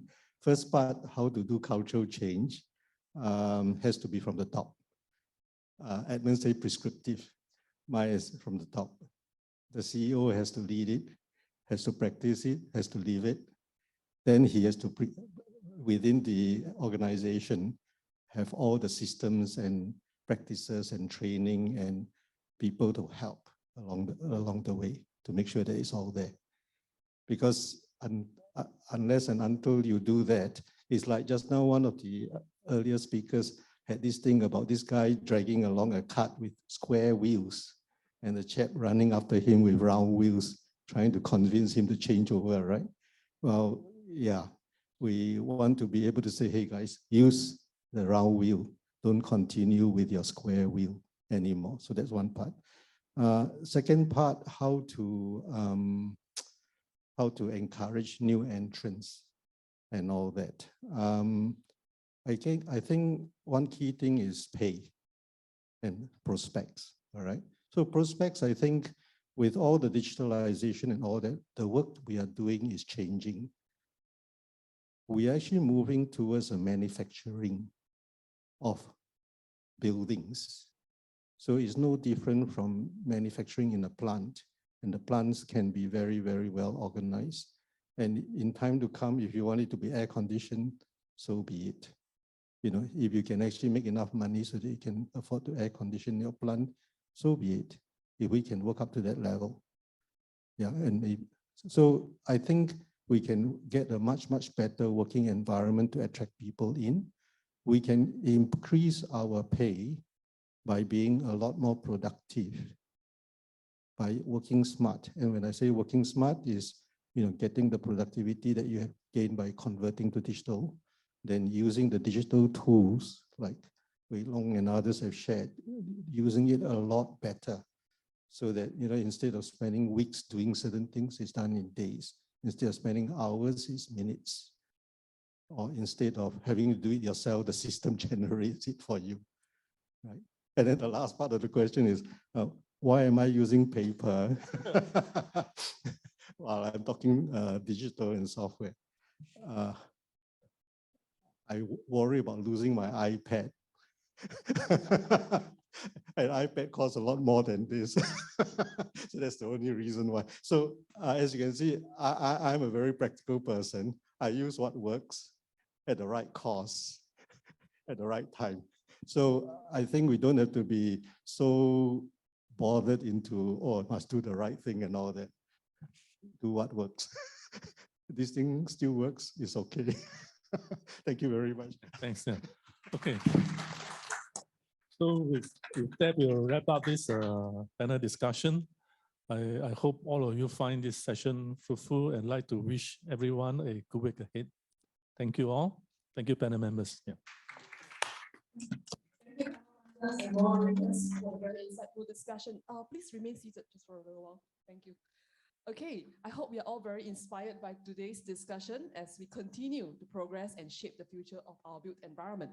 This brings us to the end of the forum, and on behalf of BCA and JTC, I would like to thank our distinguished speakers and panelists again for taking time out of your busy schedule to share your experience and expertise with us today. To all our participants online and on site, thank you very much for joining us this morning. Please scan this QR code on the screen right now to access the feedback form. You will be able to download the presentation materials once you have submitted the form. And with that, I would like to thank you once again for joining us today. My name is Rina from BCA Academy, and it has been my pleasure to be your MC this morning. Have a pleasant day ahead, and I look forward to seeing you in our future events. Thank you.